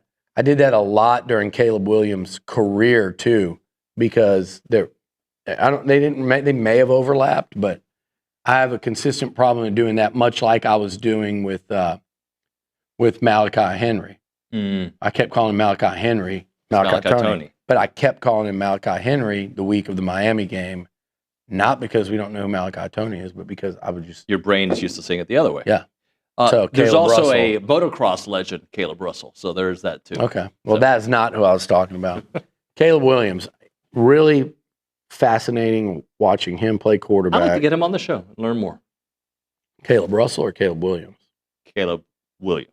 Yeah, I'm sure he'd want to come do TexAgs radio. Yeah, and Caleb Russell. Maybe Caleb Williams would because, he's just like, oh, yeah, I remember those guys talking bad about me when I played at OU. Or at USC.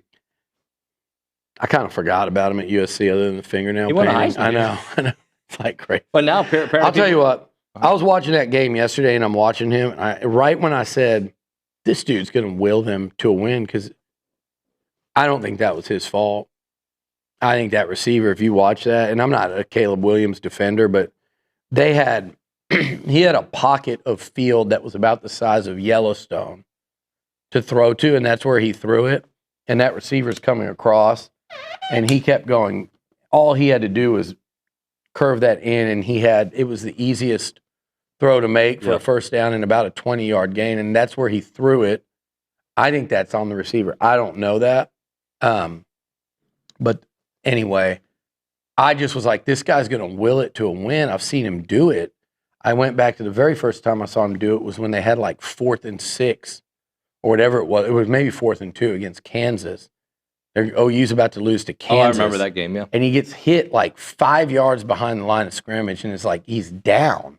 I think that was one where he put his hand down. And I don't know how he got out. He didn't just get out of it. I think he scored a touchdown on it. And he did a similar thing against Texas in the Red River in one of those games where they won it. But I've watched him do it for so long. I was like, this guy's going to – it doesn't always look great, and it probably is going to drive Ben Johnson crazy. Then he threw the pick, his 3rd pick. Yeah. Let's do this. Let's hit a break. Matt Stafford, don't ever Matthew Stafford, don't ever count him out. Although I don't know what he'll have to do for them to beat the Seahawks. Sam Darnold's going to win a Super Bowl. Mm-hmm. Sam Darnold. It ain't the Broncos. Sam Darnold, who stunk at the Jets along with every other quarterback they've ever had. Sam Darnold, who was compared, they came in at the same time, and it was him and Josh Rosen, who I think is getting his like MBA. I saw a tweet the other day at the Wharton School of Business, so impressive in his own right, but not in football. Sam Darnold, you had USC, UCLA, the 2 first-round picks, and all these years later, after Minnesota, I mean, I guess they just kind of let him. I mean, I know he was a free agent, a high-priced one, but he leaves Minnesota where they had such a good year last year, and he's just in the last year and 2 years. This is like individually one of the biggest individual stories in the NFL, and people still don't talk about him a lot. No, they don't. They don't. We'll hit a break. We'll talk about something a lot. A&M basketball's victory over Texas. We'll have Bucky McMillan on the program next on TexAgs Live. Right now, a moment for Milliken Reserve, a farm-to-table community in College Station. They got homes, they got trails, they got farms, they got wide open spaces with a mission to build a healthy community around nature. The amazing neighborhoods there are nothing like your typical subdivisions. They're based entirely on that Brazos Valley landscape and that heritage, closely linked to the land with deep, deep Texas roots, and there's no place like Milliken Reserve. You got awesome neighborhoods like the Creek that are on 10-plus acre wooded estates. You've got the Hollow in a private and gated community directly connecting to nature and trail throughout this beautiful design. And you've got the meadows that are built to be responsive to their natural surroundings. They are rooted in that Texas soil. And if it sounds like a place for you, what you need to do is go to millikenreserve.com. That website, again, is millikenreserve.com. Go check it out.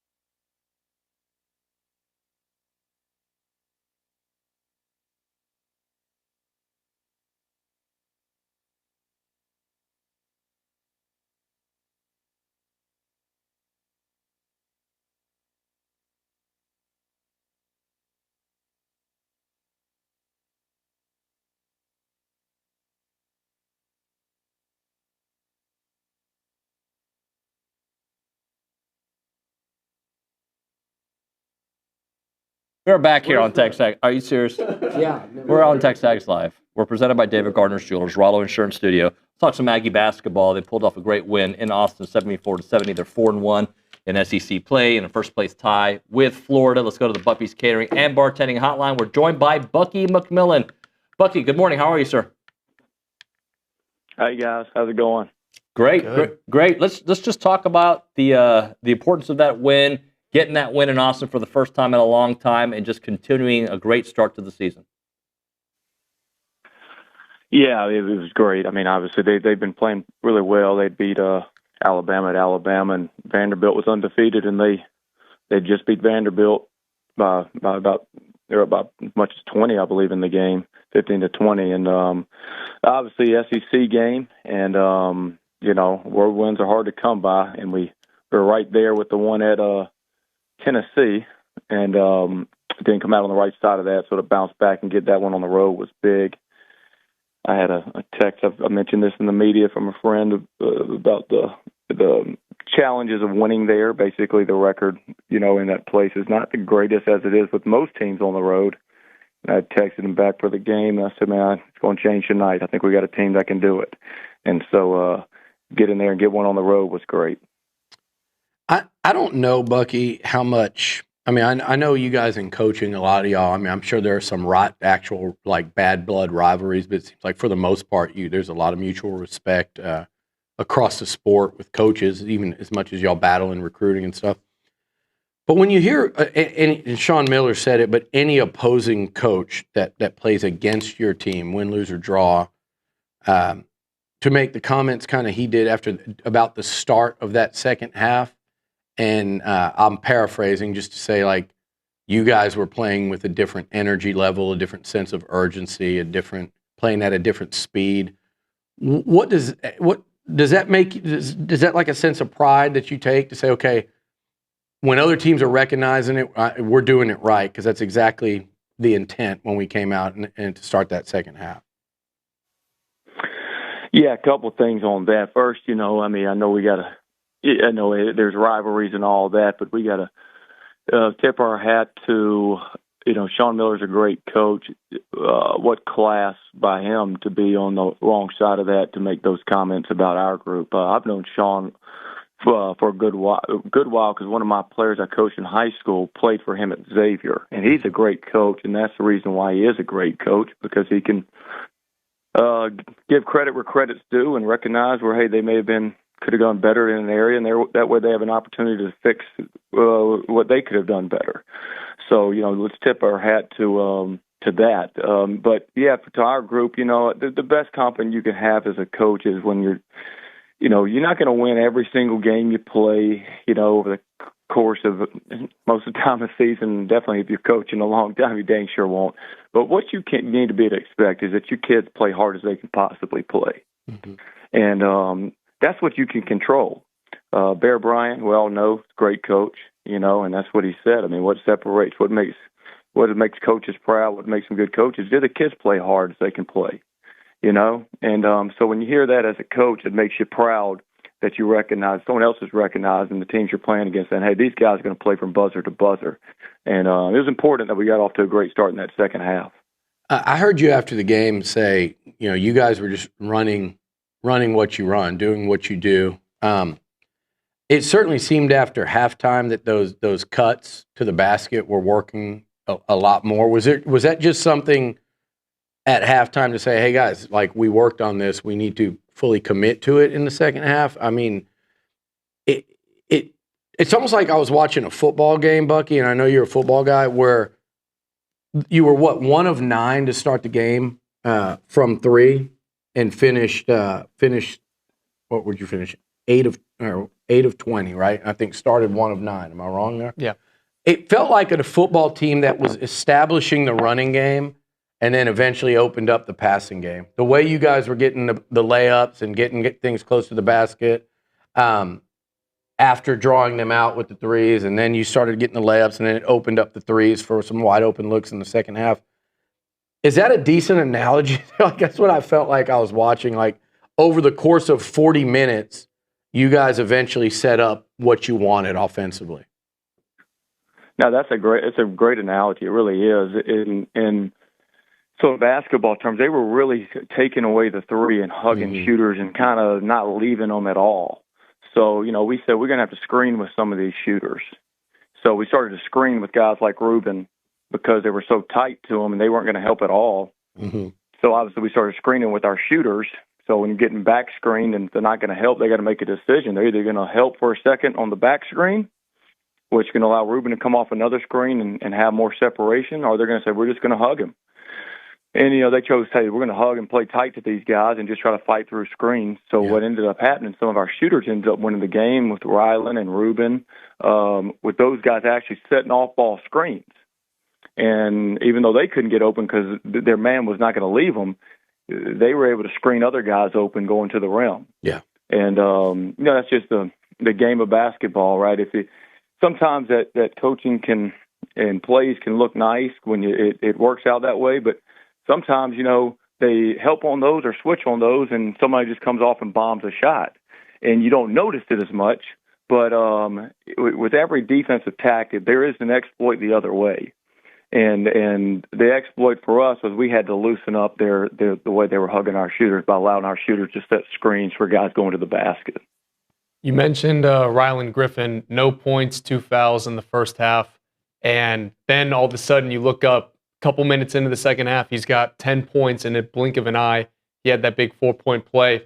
How crucial was he for this team? And he probably didn't need anything extra. He's a Dallas kid. He knows what this rivalry means.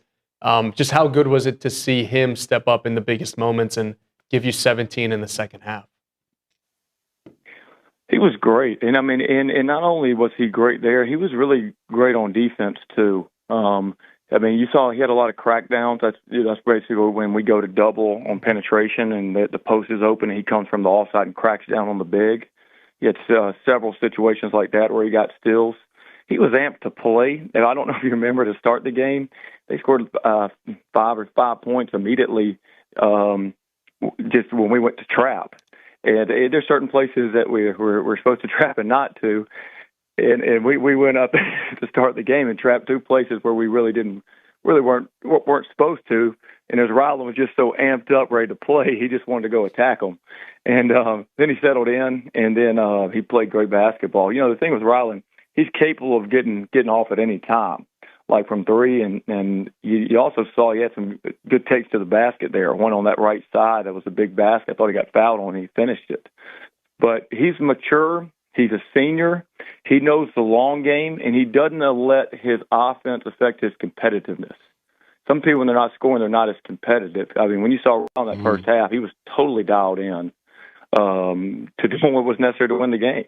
In the first half, it was defense and rebounding and scrapping, and then the second half, he was doing all those plus getting those open looks. Bucky, are you guys ahead of what you expected? And I don't mean it from a wins and losses standpoint, but from the way the team is playing. I think our team, I'm confident in our team right now. That's what I can tell you. We got a team right now. And look, I've coached basketball a long time. Since I was young. I just can't remember many teams we've had that haven't got there.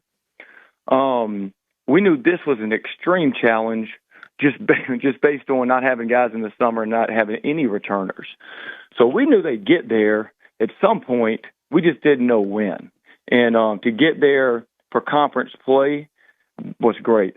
I don't know if I can answer your question on are they ahead of it or are they behind it. Heck, we as a coaches, you want them there week 1. We know that. Mm-hmm. But I'm just glad we're there, and I'm glad I know I'm glad we have our identity.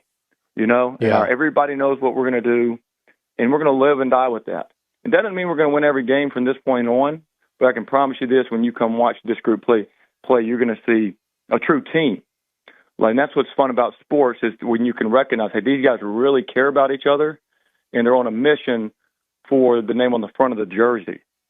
And that's what we got going on right now. That's got to continue.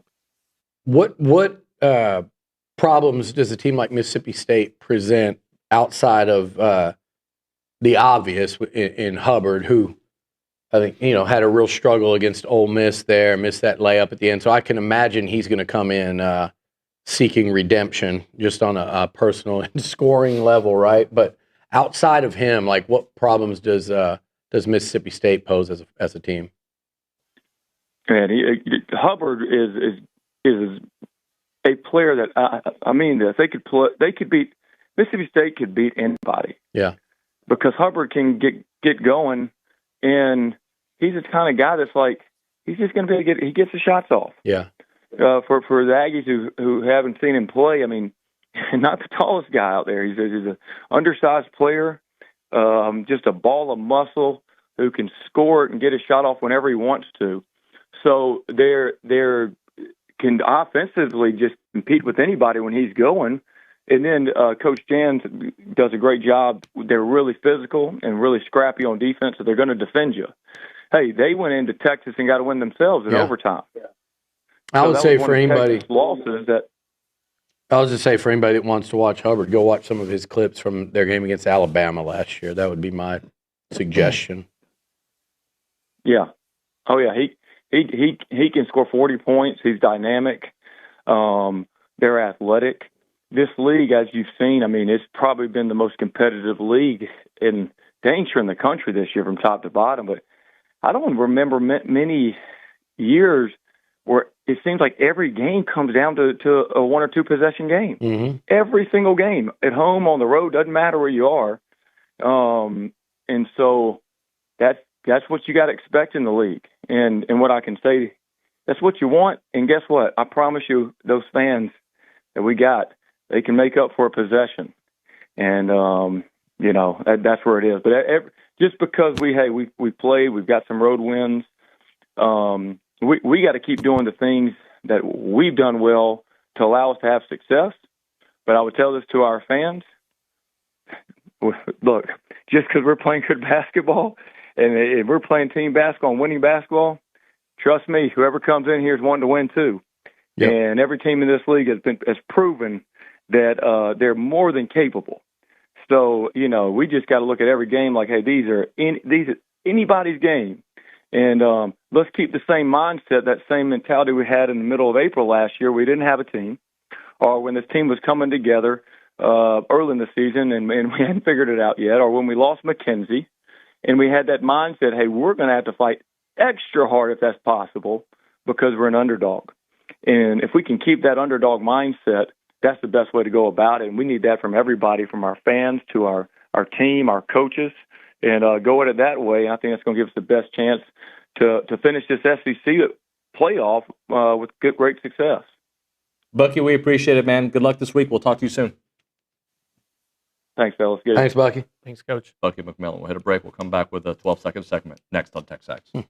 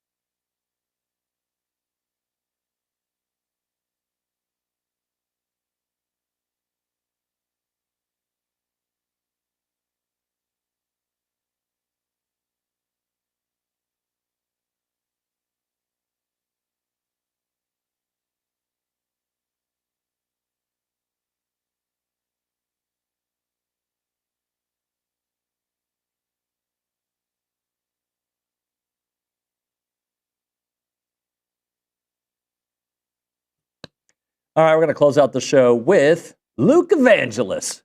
That's me. Hey, Luke, you were going to ask Bucky a question, but I wasn't. We didn't have time because he had some really good answers.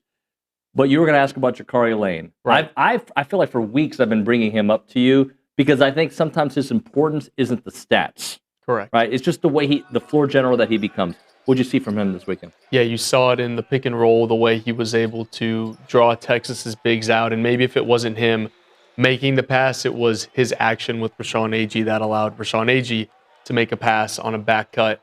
And he hit that massive three when Texas was making a run with like 2 seconds left in the shot clock.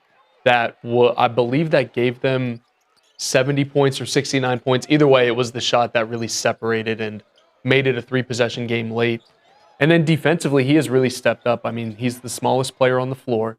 And you wonder about coming from North Alabama if the SEC physicality will be too much for him. And I thought he's been great defensively, and they're going to need him to step up defensively, guarding another shorter guard in Josh Hubbard this week. Luke, you can sign off now. Thank you so much for your time. That is Luke Evangelist, our basketball analyst, and of course, our resident dance expert. All right, that's going to do it for TexAgs Live. Tomorrow on the program, Shireen the Dream Williams, Josh Pate, Joni Taylor, Justin Lanham, and Pablo Escobar. Thanks so much for watching and listening. We will see you mañana.